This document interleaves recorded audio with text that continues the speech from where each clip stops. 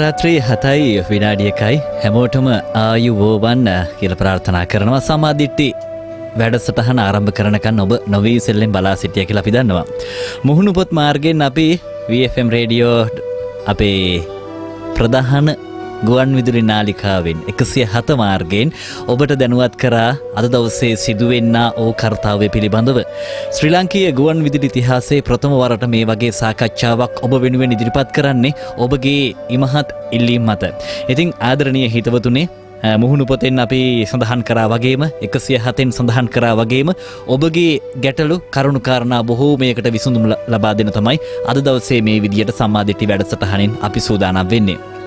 බොහෝ දෙනෙක් අපිට කිව්වා මේ මාතෘකාව ගැන කතා කරන්න එපා කියලා. බොහෝ දෙනෙක් අපිට කිව්වා මේ මාතෘකාව ඉතාමත් කාලෝචිතයි, කෙනෙක් ප්‍රසිද්ධියේ කතා කරන්නේ නැහැ. ඒක නිසා ඔබලා තෝරාගත් මාතෘකාව ඉතාමත් නිවැරදි, කතා කරන්න බොහොම හොඳයි කියලා. ස්වාමින් වහන්සේ කෙනෙක් සමග මුහුණට මුහුණ මෙවැනි සාකච්ඡාවක් ප්‍රථම වතාවට තමයි ගුවන් විදුලි මාධ්‍යයෙන් අපි ඉදිරිපත් කරන්නේ. අපි අද දවසේ කතා කරන්නේ කාමය, ලිංගිකත්වය සහ බෞද්ධ දර්ශනය කියන ඉතාමත් වැදගත් මාතෘකාව පිළිබඳව. කාමය, ලිංගිකත්වය සහ බෞද්ධ දර්ශනය. අද රටේ බොහෝ දෙනෙක් කාමයෙන් මත් වෙලා ඉන්නේ. ඒ වගේම ලිංගිකත්වය කියන දේ හරියට දන්නේ නැතුව වැඩ කරන්නේ. මේක නිසා තමයි අපි මේ මාතෘකාව ඔබට පසක් කරන්න හේතුවක් ලෙසට මේ විදියට තීරණය කළේ. ලිංගිකත්වය කිව්වන් පස්සේ බොහෝ දෙනෙක් හිතන්නේ එය වැරදි දෙයක් විදියට. නමුත් බුද්ධ කාලීන ಭಾರತයේ පටන් අද දක්වාම මේ ලිංගිකත්වය කියන දේ ඉතාමත් හොඳින් අපි අතර කතා බහට ලක් වෙනවා. නමුත් මෙය එලිපිට කතා කරන්න කවුරුවත් බයයි. හැමෝම මැලිකමක් දක්වනවා. අන්න එයයි කියලා හිතුවා මේ තරම් අද අපේ රටේ ඒ වගේම ලෝකයේ මෙවැනි විවසනයන් වලට හේතුවක් වෙලා තියෙන්නේ. කාමය, ලිංගිකත්වය.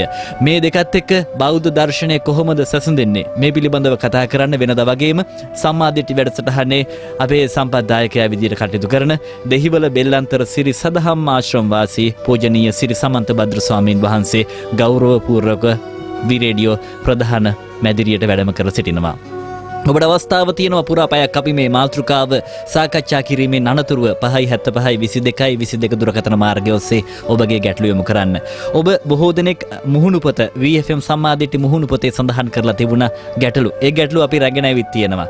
ස්වාමින් වහන්සේ, ඔබ වහන්සේ තෙරුවන් සරණයි කියලා මම වැඩසටහනට පිළිගන්න අතරතුර වාරේ මතක් කරන්න ඕනේ මේ පිළිබඳව විශේෂයෙන්ම කතා බහට ලක් වෙනවා බුද්ධ සමයේ.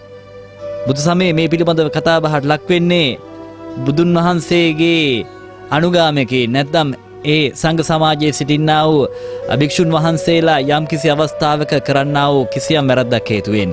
කාමයේ, ලිංගිකත්වය සහ බෞද්ධ දර්ශනය මේ මාතෘකාව අපි අද කතා කරනකොට මේ වගේ ඉතාමත් මැනවින් කතා බහට ලක් වුණා අතීතයේ. ඒ පිළිබඳව තමයි මුලින්ම අපි මතක් කරන්න ඕනි. පරාජිකා පාළියේ පළවෙනි පරාජිකාව ලෙසට බුදුරජාන් වහන්සේ දේශනා කරනවා භික්ෂුවක්, භික්ෂුණියක් මෛතුන්‍ය සේවනය නොකළ යුතුයි කියලා. ඒ වගේම මෛතුන්‍ය සේවනය කළහොත් මහානකමින් පවා මුදවා හරින්න පුළුවන් කියලා තමයි උන්වහන්සේ දේශනා කරන්නේ. ඒ වගේම ඔහු හෝ ඇයගේ උපසම්පදාව අහිමි වෙනවත් කියලා බුදුරජාන් වහන්සේ දේශනා කළා තියෙනවා. මෙවැනි වැදගත් කරුණුකාරණා අපි බුදුදහමේ අහලා නැහැ ස්වාමින් වහන්සේ. ඇයි ඇත්තටම මෙවැනි කතා බහක් වෙලා තියෙද්දිත් අද සමාජයේ මෙවැනි කතා බහට ලක් නොවුන හේතුව කියලා තමයි මුලින්ම ඔබ වහන්සේගෙන් මම ප්‍රශ්න කරන්නේ. තෙරුවන් සරණ හැම දෙනාටම ප්‍රාර්ථනා කරමින් බොහෝ දෙනෙක් කතා නොකරන හෙත් ಭಾರತೀಯ සමාජය තුළ කතා කිරීමට මෙන්ම පොත්පත් පවා රචනා වීමට හේතුවක් වෙච්ච කාරණයක් අද අපි සාකච්ඡා කරනවා. මුලින්ම ඇහුවේ පරාජිකා පාළිය පිළිබඳ. භික්ෂුවක් උපසම්පදා වුණාම ඒ උපසම්පදාවට පත්වෙච්ච භික්ෂුවට මූලික සිල්පද 4ක් තියෙනවා ආරක්ෂා කරන්න. භික්ෂුණියකට 8ක් තියෙනවා. එතකොට භික්ෂුන් වහන්සේ මූලික ශික්ෂාපද 4 පළවෙනි ශික්ෂාපදය ගැන තමයි ප්‍රශ්න කරන්නේ. පරාජිකා පාළියේ මෛතුන සේවන ශික්ෂාපදය. යම් භික්ෂුවක් මෛතුන සේවනය කළොත් ඒ භික්ෂුවට පරාජිකා සිද්ධ වෙනවා. පරාජිකා කියන්නේ පෙරදුනා කියන එක. පෙරදුනා ඉවරයි යාගේ මහානකම. ඒක පොත්පත්වල දැන් වෙන්නේ නිසදෙනකොට දක්වලා තියෙන්නේ සීසච්චින්නෝ අස්සමනෝ අසාක්‍ය පුත්තියෝ. සීසච්චින්නෝ කියන්නේ බෙල්ල කැපුණා. අස්සමනෝ කියන්නේ අශ්‍රමණයෙක් වුණා. ශ්‍රමණ භාවය නැති වෙලා ගියා. අශ්‍රමණයෙක් වුණා. අසාක්‍ය පුත්තියෝ. සාක්‍ය පුත්‍රයිනේ ශ්‍රමණයෝ. සාක්‍ය පුත්‍ර අසාක්‍ය පුත්‍රයෝ කියන්නේ සාක්‍ය පුත්‍ර භාවය නැති වෙලා ගියා. එතකොට පරාජිකා පාළියේ මෛතුන සේවනය පනවනවා මහානකම නැති වෙන පරාජිකාවක් විදිහට. ඒක තමයි පළවෙනි එක. දෙවෙනි තුන්වෙනි හතරවෙනි කියලා භික්ෂුන් වහන්සේලාට 4යි භික්ෂුණීන් වහන්සේලාට ඊට වඩා වැඩි පරාජිකා පනවලා තියෙනවා. එතකොට ප්‍රශ්නේ තියෙන්නේ අද නූතන සමාජයේ අය මේවා කතාවට ලක් නොවුනේ. ඉතින් ඒක කතාවට ලක් වෙන්නේ කොහොමද? නිවනක් ගැන කතා නොවෙච්ච සමාජය. දැන් අපි කල්පනා කරලා බැලුවොත් දැන් මේ දේශනාව පවත්වන්න අපි පටන් අරගෙන අවුරුදු 5ක් විතර වෙනවා. ඒ අවුරුදු 5ක කාලය තුල මිනිස්සු නිවන් දකින්න කියලා කිව්වහම බය වුණා. මිනිස්සු හිතුවේ මැරුණාම නිවන් දකින්නවා කියලා. හැමෝම මැරුණාම මේ පත්තරවල කොළවල දාම්ම නිවන් සැප ලැබේවා කියලා. හැමෝම නිවන් ප්‍රාර්ථනා කළා විතරයි. එහෙම සමාජයක් තිබුණේ. මිනිස්සු හැමෝම හිතුවා නිවන් දකින්නේ මරණයෙන් පස්සේ කියලා. මිනිස්සු දැනගෙන තිබුණ නැහැ මේ පණ පිටින් මිනිස්සු නිවන් දකින්න බුද්ධාගමක් ගැන. බුද්ධාගම වැටිලා තියුනේ අගාධයකට. ඒ ශාසනයක් තිබුණ නැහැ. ඊට පස්සේ දහම සොයලා නොයෙකුත් විරුද්ධවාදීන්ගේ අභූත චෝදනාවලට ලක් වෙලා ඒකට කම්පා නොවි ඒ සියල්ලට නිහඬව මුහුණ දීලා අර සමාජයේ තිබිච්ච සියලු මිත්‍යා දෘෂ්ටි හා විකෘති අදහස් නැති කරා. මේ ධර්මයේ පහළ නොවුනනම් ඇත්තටම අද ලංකාවේ තියෙන බුද්ධාගමක් නෙමෙයි නිගණ්ඨාගමක්. මිනිස්සු දර්ශනය දන්නේ නැතිකම නිසා පුද පූජා චාරිත්‍ර වාරිත්‍ර වලට වහල් වෙලා මිනිස්සු බුද්ධාගම කියලා විශ්වාස කළේ ඒ පුද පූජා ටික මිසක් බෞද්ධ දර්ශනය නෙවෙයි. මිනිස්සු නිවනක් ගැන දැනගෙන හිටියේ නැහැ. නොයෙකුත් විකෘති අදහස් නොයෙකුත් මිත්‍යා දෘෂ්ටික අදහස් වලින් මුළු සමාජය ගහණය වෙලා තිබුණේ. ඇත්තටම ඒ කාලේ නිර්වාණය කියන්නේ මොකද්ද? සෝතාපන්න භාවය කියන්නේ මොකද්ද? සකෘදාගාමී වෙනවා කියන්නේ මොකද්ද? අනාගාමී වෙනවා කියන්නේ මොකද්ද? අරහත් බව මොකද්ද? ඒකට මාර්ගය කොහොමද? ඒකට ගියාම ඒගොල්ලෝ මොන වගේද? පටිසෝතගාමී ආර්ය මාර්ගය කියන්නේ මොකද්ද කියන එක සාකච්ඡා කරන්න පෙළඹුණේ පටන් ගත්තේ ඇත්තටම මේ දහම සොයාගත්තයින් පස්සේ. දැන් අපි දන්නවා අද අන්තර්ජාලයේ නොයෙකුත් පිටුවල මේ දහම් මාතෘකා පිළිබඳ නොයෙකුත් අය සාකච්ඡා කරන එක තමයි වෙන්න ඕන. සමහරු හොඳ කියනවා, සමහරු බනිනවා. ඉතින් මේ දෙකම තියෙන්න ඕනේ. නැත්නම් එතන සාකච්ඡාවක් නැහැනේ. හැමෝම සාදු සාදු කිව්වොත් එතන කිසි තේරුමක් නැහැ. දාර්ශනික ප්‍රබෝධයක් වෙන්නේ නැහැනේ. දෙපිරිස් දෙකක් අතර සාකච්ඡාව තුළ තමයි දාර්ශනික ප්‍රබෝධයක් වෙන්නේ. සමාජය බුද්ධාගම පිළිබඳ පසුගාමී ආකල්පයන්ගෙන් පිරී පැවතුණා. ඉතින් මට තියෙන ප්‍රශ්නේ මෙවැනි පසුගාමී ආකල්ප බුද්ධාගමේ හරයක්වත් නොදන්න මිනිස්සු පරාජිකා පාළිය කියවයිද? පාචිත්‍ය පාළිය, පරිවාර පාළිය, මහාවග්ග පාළිය, චුල්ලවග්ග පාළිය මේව කියවයිද?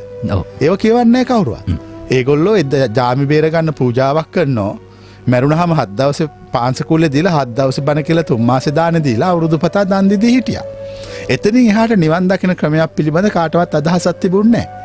හැමෝම පොත්පත්වල තිබිච්ච විදියට සමත භාවනා කරලා නිවන් මඟක් හෙව්වා. හොයාගත්ත කෙනෙක් හිටියෙත් නැහැ. එවැනි කාලයක තමයි මේ දහම අපි කියන්න පටන් ගත්තේ. දැන් ඊටම සන්තෝෂයි මේ දහමේ ප්‍රතිඵල ලැබෙන්න තියෙනවා. ඒ දහම් මඟ අවබෝධ කරගත්ත ශ්‍රාවකයෝ සිටිනෝ. ඒ ශ්‍රාවකයෝ ඒ දහම් මඟ වඩන අය සිටිනෝ, අවබෝධ කරපු අය සිටිනෝ. මං හිතන්නේ තව කලක් යනකොට මීට වඩා දාර්ශනික ප්‍රබෝධයක් ලංකාවේ ඇති වේවි. ඒ ඇති වෙනකොට ওই පරාජිකා පාළිය ආයි ඔය අල්මරි කඩලා එළියට අරගෙන ආයි කියවන්න වෙනවා.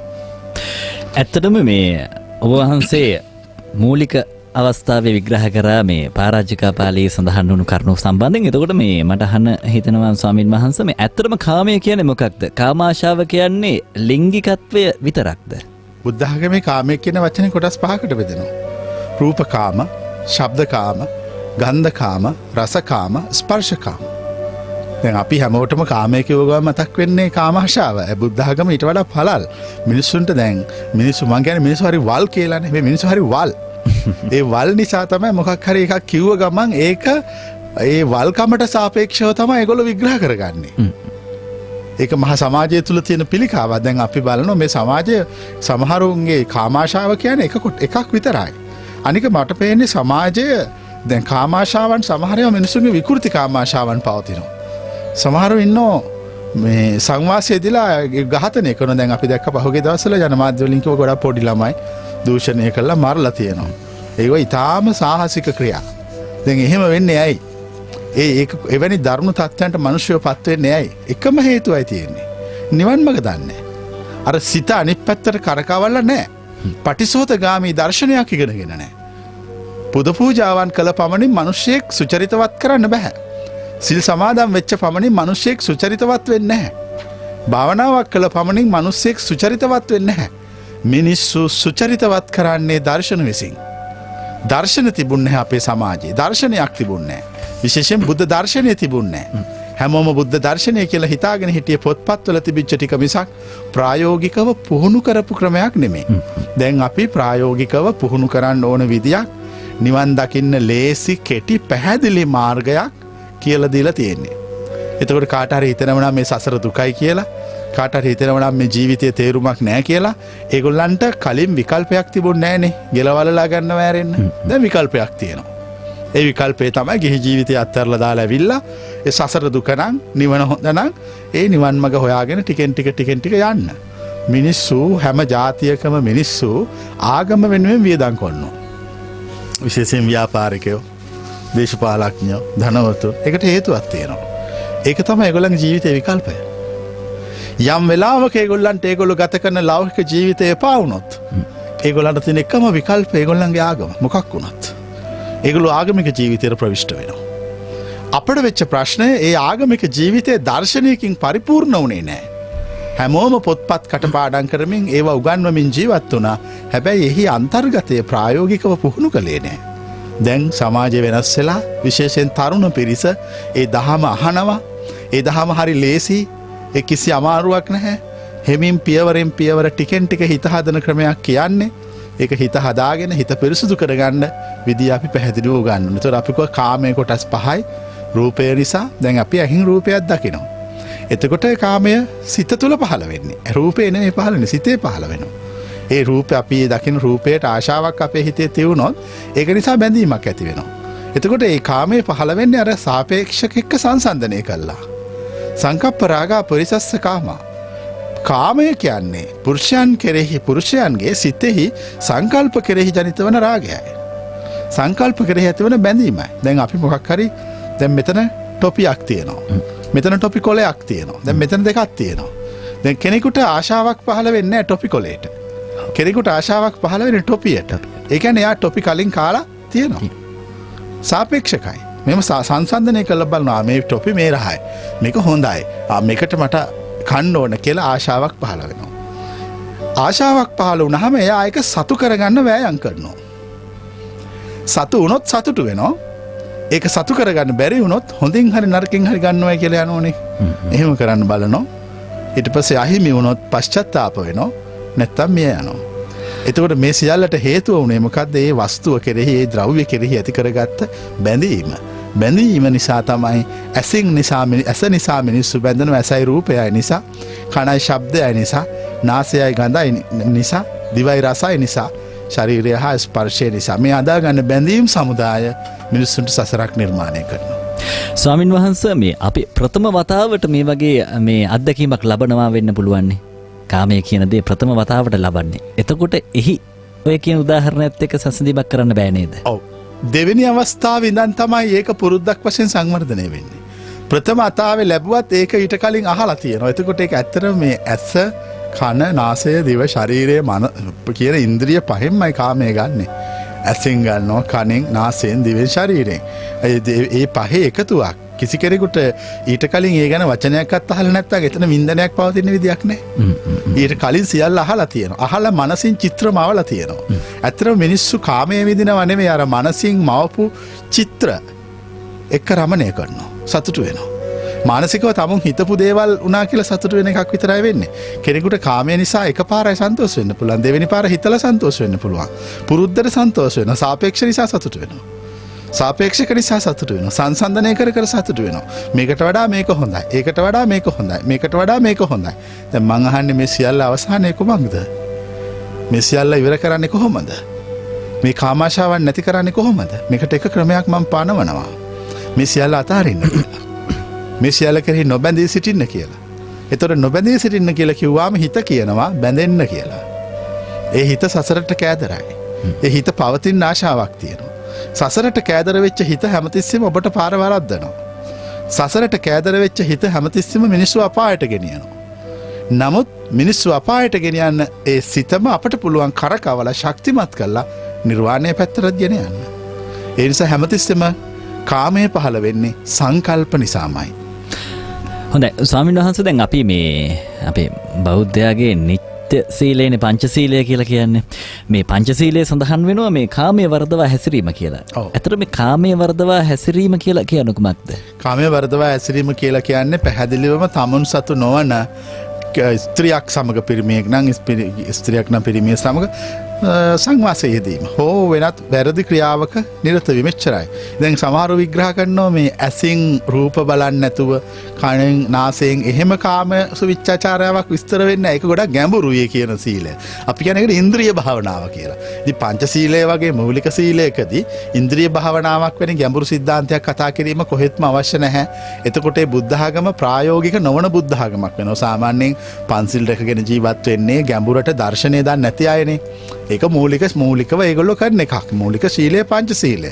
ඊට පස්සේ එතනින් එහාට ආජීවාෂ්ටමක සීලය අන්තිමට දස කුසල් වල දක්වා අපි එන්න ඕනනේ. එතනනේ නිවන් මඟ පවතින්නේ. එතකොට මූලික කාමසුමිච්ඡාචාරා කියන්නේ වැරදි අපි කියන තේරණ සිංහලෙන් කිව්වොත් වැරදි කාම සේවනයන්ගෙන් ඉවත් වීම එච්චරයි. ඒක අපේ සංස්කෘතියට සාපේක්ෂයි. දැන් බුද්ධ කාලීන සමාජයේ ගණිකා වෘත්තිය නීතිගතයි. දැන් ලාංකීය සමාජයේ නීතිගත නැහැ. එතකොට අපි එක කාමසුමිච්ඡාචාරා පනවන්නේ ඒ සමාජයට සාපේක්ෂව. දැන් අපි මේ දේශනාව ලංකාවේ කරන්නේ මේ ලංකාවේ මිනිස්සුන්ට. දැන් අපි ඇමරිකාවේ ගිහිල්ලා මේ දේශනාව කළොත් මීට වඩා වෙනස් වෙන්න පුළුවන්. ඒ ධර්මයේ වෙනස් වෙනවා නෙමේ සංස්කෘතික වෙනස නිසා විග්‍රහ කරන ධර්ම කාරණා සංස්කෘතියට සාපේක්ෂව පැහැදිලි කරනවා. දැන් මම අහලා තියෙන දෙයක් තමයි මේ කාමයේ වර්ධවා හැසිරීම ස්ත්‍රියක් කෙරෙහි නැත්නම් පුරුෂයෙක් කෙරෙහි නෙවෙයි ඊට එහා හිතන්න පුළුවන් කියලා. ඒ කාරණාව ඇත්ත. ඒක කාමසුමිච්ඡාචාරා කියන ශික්ෂාපදේ ඊට එහා ගෙනිච්චොත් ඒක ඉන්ද්‍රිය භාවනාව වෙනවා.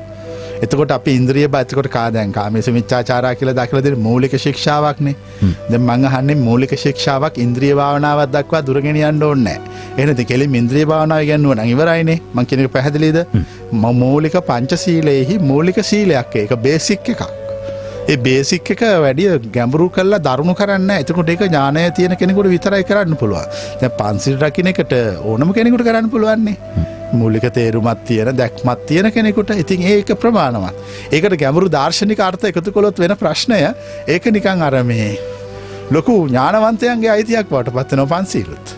එතකොට සාමාන්‍ය සමාජයේ ජීවත් වෙන එදා වේල කාලා ඉන්න මිනිසුන්ට සීලයක් ගුණයක් රකින්න එකක් නැති වෙනවා.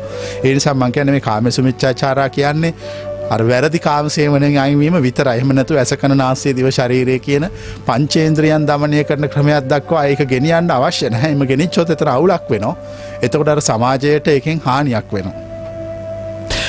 හොඳයි අද දවසේ අපි කතා කරන්නේ කාමයේ ලිංගිකත්වය සහ බෞද්ධ දර්ශනය කියන මාතෘකාව පිළිබඳව ස්වාමින් වහන්සේ අපිට බොහෝ දෙනෙක් අපිට ප්‍රශ්න යොමු කරලා තියෙනවා. තවත් ප්‍රශ්නයක් තමයි මේ බුදුදහම තුළ ගිහියෙක් කාම සංකල්පනා කෙරෙහි සිත ක්‍රියා කරවන්න ඕනි කොහොමද කියන කාරණාව. කාමය වේගෙන් කාම සිතුවිලි වේගෙන් සිතට ආවොත් ඒ පාලනය කරගන්නේ කොහොමද කියන කාරණාව පිළිබඳව ඔබ වහන්සේ කොහොමද පැහැදිලි කිරීමක් කරන්නේ? ඇත්තටම අපි පාලනයක් ගැන කතා කරන්නේ නැහැනේ. තේරුම් ගැනීමක් විතරනේ තියෙන්නේ. සිත කොච්චර පාලනය කරගෙන හිටියත් වැඩක් නැහැ. ඒ පාලනයෙන් සිත මුදවපු ගමන් සිතෙහි ස්වාභාවික විනාශකාරී තත්වය තුළ තමයි වැඩ කරන්න පටන් ගන්න. මේ මං කියන්නේ හොඳට කල්පනා කරලා බලන්න. දැන් අපි අපේ ඇස් දෙකෙන් අපි ලස්සන රූපයක් දකිනවා. එතකොට අපි ඇස් දෙක වහ ගන්නවා. එහෙම නැත්නම් බිම බලා ගන්නවා. නමුත් ඒ රූපය කෙරෙහි ආශාව අපේ යටිහිත තුළ නැද්ද? තියෙනවා. එතකොට ඒ රූපය ආයි කවදක හරි සංසාරේ දැක්කොත් අපට සසර පුරුද්දට මතක් වෙලා බැඳීම් හදා ගන්නවා. මම කියන දේ පැහැදිලිනේ. අපි ඊට වඩා වෙනස් ක්‍රමයක් කියනවා. අපි කියනවා ඒ රූපය දැක්කහම බලන්න ඒක දිහා. දැන් ඒ රූපය ලස්සන නන්නේ තමුන්ගේ හිතේකට බැඳෙන්නේ. තමුන්ගේ හිතට ඒකට ආශාවක් ඇතිවන්නේ. තමුන්ගේ හිතට ආශාවක් ඇති වුණාම ආශාවක් ඇති වෙච්ච බව දැනගන්න සිහියෙන්. ඊට පස්සේ ඒක වැඩි වෙනවා නම් වැඩි වෙන බව දැනගන්න.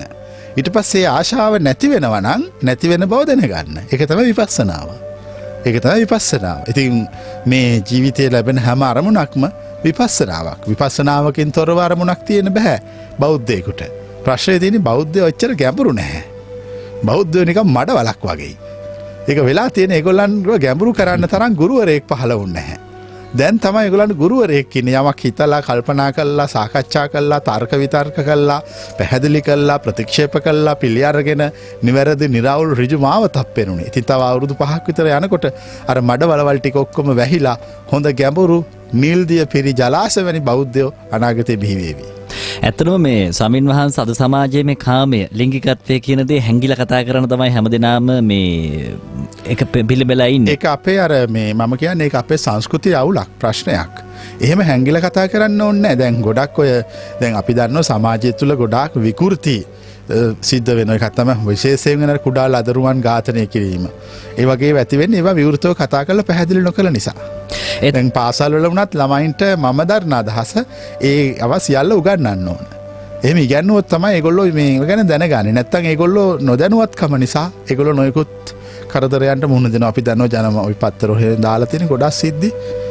ඒවා ඉතින් ඒවා සමාජයේ ප්‍රශ්නයකට හේතුව තමයි අධ්‍යාපනයේ අඩුකම ඇත්තටම. අධ්‍යාපනය කියන්නේ මේ දෙකයි තුනයි එකතු කරාම පහයි කියන එක නෙමෙයි. මම කියන්නේ මිනිස්සුන්ට උගන්වන්න ඕන ජීවත් වෙන විදිය. එච්චරයි. ඒ ජීවත් වෙන ක්‍රමේ හැම එකෙම උගන්වලා තිබ්බොත් සමාජ ව්‍යසන අඩු කරන්න පුළුවන්. දැන් අද එහෙම උගන්වන්නේ නැහැ කවුරුවත්. අද විශ්වවිද්‍යාලේ ළමයෙක් එළියට ආවොත් ඒ ළමයට කරන රස්සාවක් නැහැ. ඒ ළමයා රස්සාව තමයි රැකියා විරහිත උපාධිධාරීන්ගේ සංගමයට බැඳෙන එක. ඒ කියන්නේ මේ මුළු සමස්ත අධ්‍යාපනයම තියෙන තැන වැරදි. මේක මූලික වෙන්න ඕන ඒගොල්ලන්ගේ ජීවිතය හදන ක්‍රමයකට. ඔබ වහන්සේ යෝජනා කරනවා මේක ප්‍රසිද්ධිය උගන්වන්න ඕනි කියලා දෙන්න ඕනි කියලා. නමුත් මේ දේ ගැන කතා කරන්න මේ අපි බය වෙලා නේද ඉන්නේ සමාජයේ. ඇත්තටම බය වෙලා නෙවෙයි ඉස්කෝලේ තියෙනවා. දැන් අපිට පවයි ගන්නලා තියෙනවා අපි ඉස්කෝලේ යන කාලේ. මේ සියලු දේ උගන්වනවා. ඉතින් උගන්වන ඒක දැන් අද සමාජයට ගලප ගන්නවා. දැන් අපි දන්න ඔය ඒඩ්ස් වගේ රෝග ගොඩක් නේ හැදෙන්නේ. ඒගොල්ලෝ නොදැනුවත්කම නිසා. ඉතින් එහෙම වෙන්න බෑ අද දැන් අද සමාජ විවෘතයි. දැන් මට හිතෙනවා තව අවුරුදු 10ක් විතර යනකොට මේ අපේ ජීවත් වෙන සමාජය මීට වඩා ගොඩක් සංකීර්ණ වෙනවා. ගොඩක් මෙහෙම ඕපන් වෙනවා, විවෘත වෙනවා. එතකොට දැන් මේ ළමයි වුණත් අර ඉස්සර අපි දැන් ගෙදර ඉස්කෝලේ ගිහිල්ලා කෙලින්ම එන්නේ ගෙදරට. ඊට පස්සේ ගෙදර එළි වෙනකන් ඉඳලා පහුවෙන්ද ඉස්කෝලේ යනවා ආයෙ වෙන කොහෙවත් යන්නේ නැහැ. කෙලින්ම ගෙදර එනවා. දැන් ළමයි එහෙම එන්නේ නැහැ. හැමතැනම රස්තියාදු ගාලා රෝන්ද ගහලා හැන්ද වෙලා තමයි ගෙදර එන්නේ. එතකොට ඒ ළමයින්ට අපි කිව්වොත් එහෙම මේ උඹ මේ හැමදාම වරෙන් ඉස්කෝලේ ඇරලා වෙලාවට ගෙදර කියලා ඒ ළමයා ගෙදර ඇවිල්ලා කියනවා අද ඉස්කෝලේ හවස් වෙනකන් තියුණයි කියලා. එතකොට දැන් අපිට ළමයා ඉස්කෝලේ යවන එක නවත්තන්න වෙනවා. ඉතින් මෙහෙම කරන් මේවා මම කියන්නේ අද සමාජයේ හැටියට නම් තව ඉස්සරහට මේව වෙන්නේ හුඟක් අයට නිදහස අවශ්‍යයි. ඒ නිදහසත් එක්ක ඒගොල්ලෝ යනකොට ඒගොල්ලෝ ළඟ ලෝකය පිළිබඳ සමාජය පිළිබඳ සියලු දැනුම තියෙන්න ඕන. සියලු දැනුම තියෙන්න ඕන. කාමය මේ සියල්ල ඒගොල්ලෝ දැනගෙන ඉන්න ඕන. නොදැන ගියොත් ඒගොල්ලෝ පටලැවෙනවා. නොදැන ගියොත් ඒගොල්ලෝ අමාරුයි වැටෙනවා. ඒ සියල්ල පිළිබඳව පාසලෙන්ම උගන්වනවා නම් කිසි ප්‍රශ්නයක් වෙන්නේ නැහැ. මම මේ කියන කාරණාව මේ පුහුදුන් පුද්ගලයන්ට අදාළ නැහැ. එතුමන්ට මේ දේ අදාළ නැහැ ස්වාමින් වහන්සේ. මේ මිනිස් හිතකට රාගය පැමිණීම ස්වාභාවිකයිනේ. එහෙම කියලා මේ අපි බුදුදහමේ උගන්වලා තියෙනවා විරාග ප්‍රතිපදාවක් ඒ වගේම ස්වභාවිකව පැමිණෙන රාගසිත වලින් අපිට මිදෙන්න ඕනි. ඇයි කියන දේ. ඒ වගේම රාගසිතවිලි ස්වභාවිකව මිනිසාට ඇති වෙන්න ඕනිද කියන දේ. මේ වගේ දේවල් බුදුදහමෙන් පැහැදිලිව සඳහන් කරන්නේ ඇයි ඇත්තටම? ඇත්තටම මිනිස්සු සියල්ල දුවන්නේ කාමයේ රාගය නිසා. බැඳීම් නිසා. මේ සමාජයේ දුක පවතින්නේ බැඳීම් නිසා. කාට හරි කවුරු හරි කෙනෙක් කොමක් හරි දෙයකට බැඳුනොත් එතන දුක පවතිනවා. ප්‍රශ්නේ තියෙන්නේ මිනිස්සු බැඳුනහම ඒ බැඳීම කඩා ගන්න ගියාම ඒක කඩා ගන්න බෑ. ඒ බැඳීම නිසා මිනිස්සු මොනතරම් දුක් විඳිනවද? මම පුංචි කාරණයක් කියන්න. ළමයෙක් ඉන්න අම්මා කෙනෙක් ඒ ළමයා රෑ වැඩ කළා හරි ඉස්කෝලේ ගිහිල්ලා හරි පන්ති ගිහිල්ලා හරි ගෙදර නාවොත් ඒ අම්මා සතුටින් නිදා ගන්නවද? රෑලි වෙනකන් නැගිටලා ඉන්නවද? රෑලි වෙනකන් නැගිටලා ඉන්නවා. නෑ ඇයි ඒ? බයට වෙන්න ඕන. බැඳීම නිසා. දැන් අල්ලපු ගෙදර ළමයා පන්ති ගියයි කියලා ඒ ගෙදර අම්මා නැගිටලා ඉන්නවද රෑලි වෙනකන්? නැහැ නේ. ඒ බැඳීමක් නැති නිසා. දැන් මං කියන ප්‍රශ්නේ තේරෙනවද? තමාගේ නොවෙන්න ස්වාමීන් වහන්සේ. ඔව් ඉතින් ඒ තමාගේ මගේ කියන දැඩි මමත්වයේ නිසා මේ සීල ප්‍රශ්න තියෙන්නේ. මමත්වයේ තියෙන කෙනාට විතරයි බැඳීම ඇති වෙන්නේ. මමත්වයේ කාට හරි නැත්තම් එයාට බැඳීමක් ඇති වෙන්නේ නැහැ.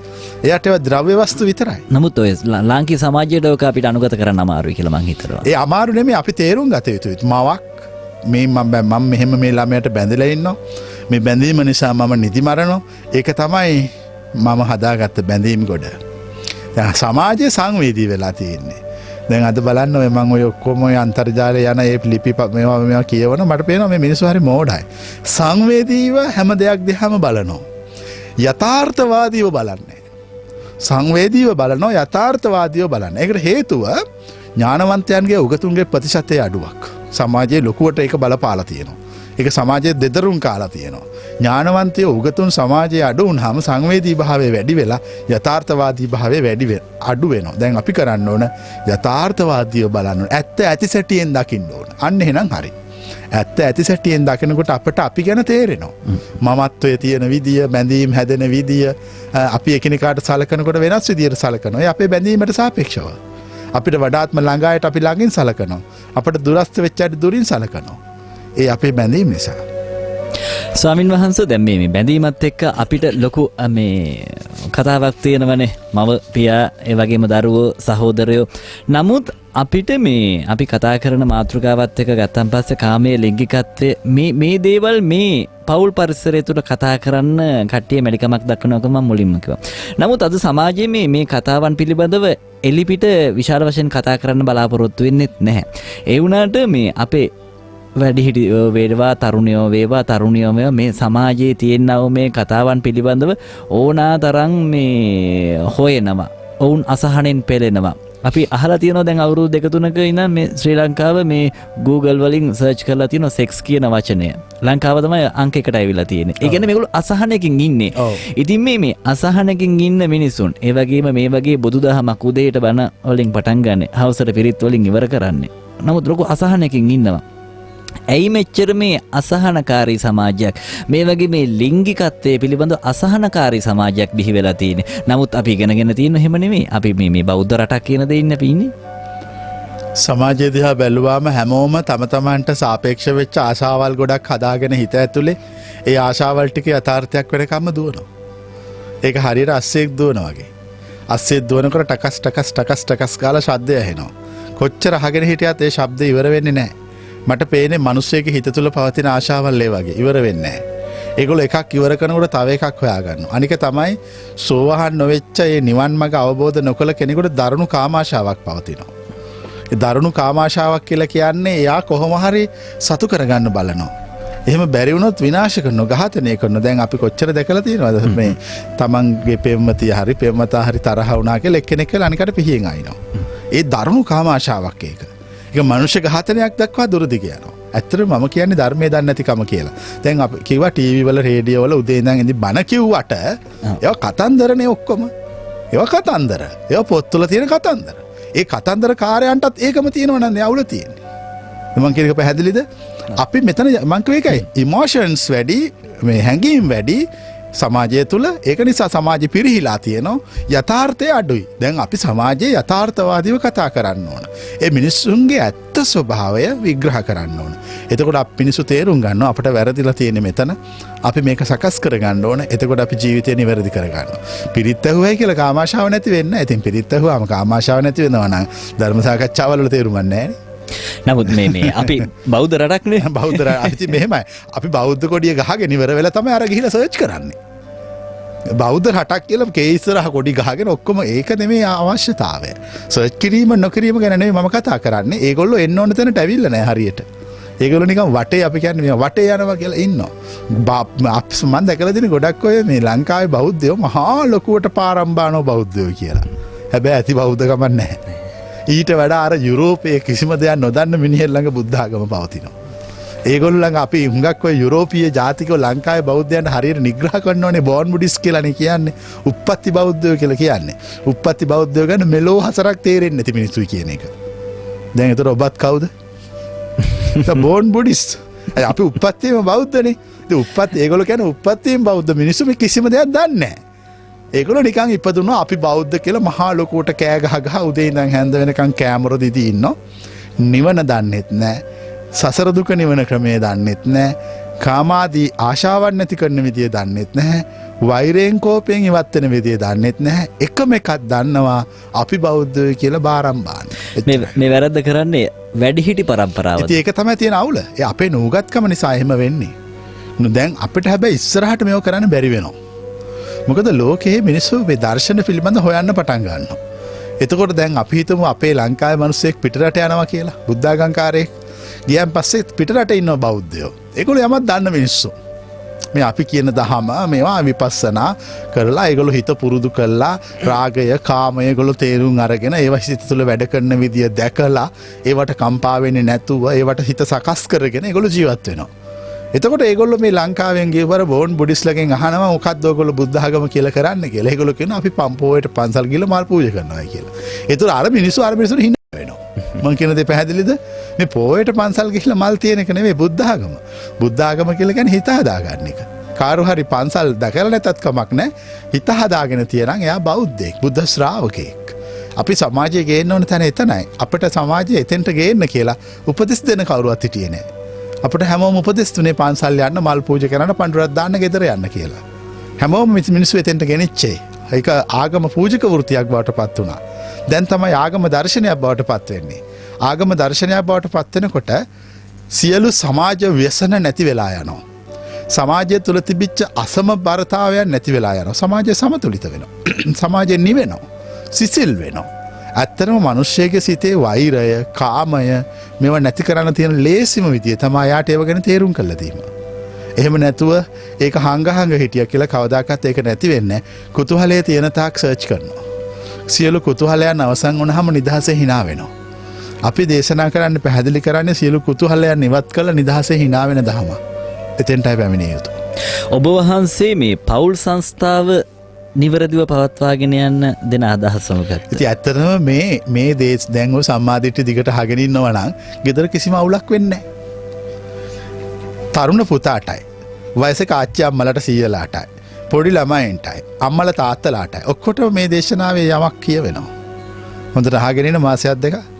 ඉතින් ඒ ඇති ඊට වඩා මුකුත් පිරිත් ඇහුවා කියලා ගෙදර සාමයක් තියෙන්නේ නැහැ. ගෙදර සාමය තියෙන්නේ ප්‍රශ්නයට උත්තරේ තියෙන තැන.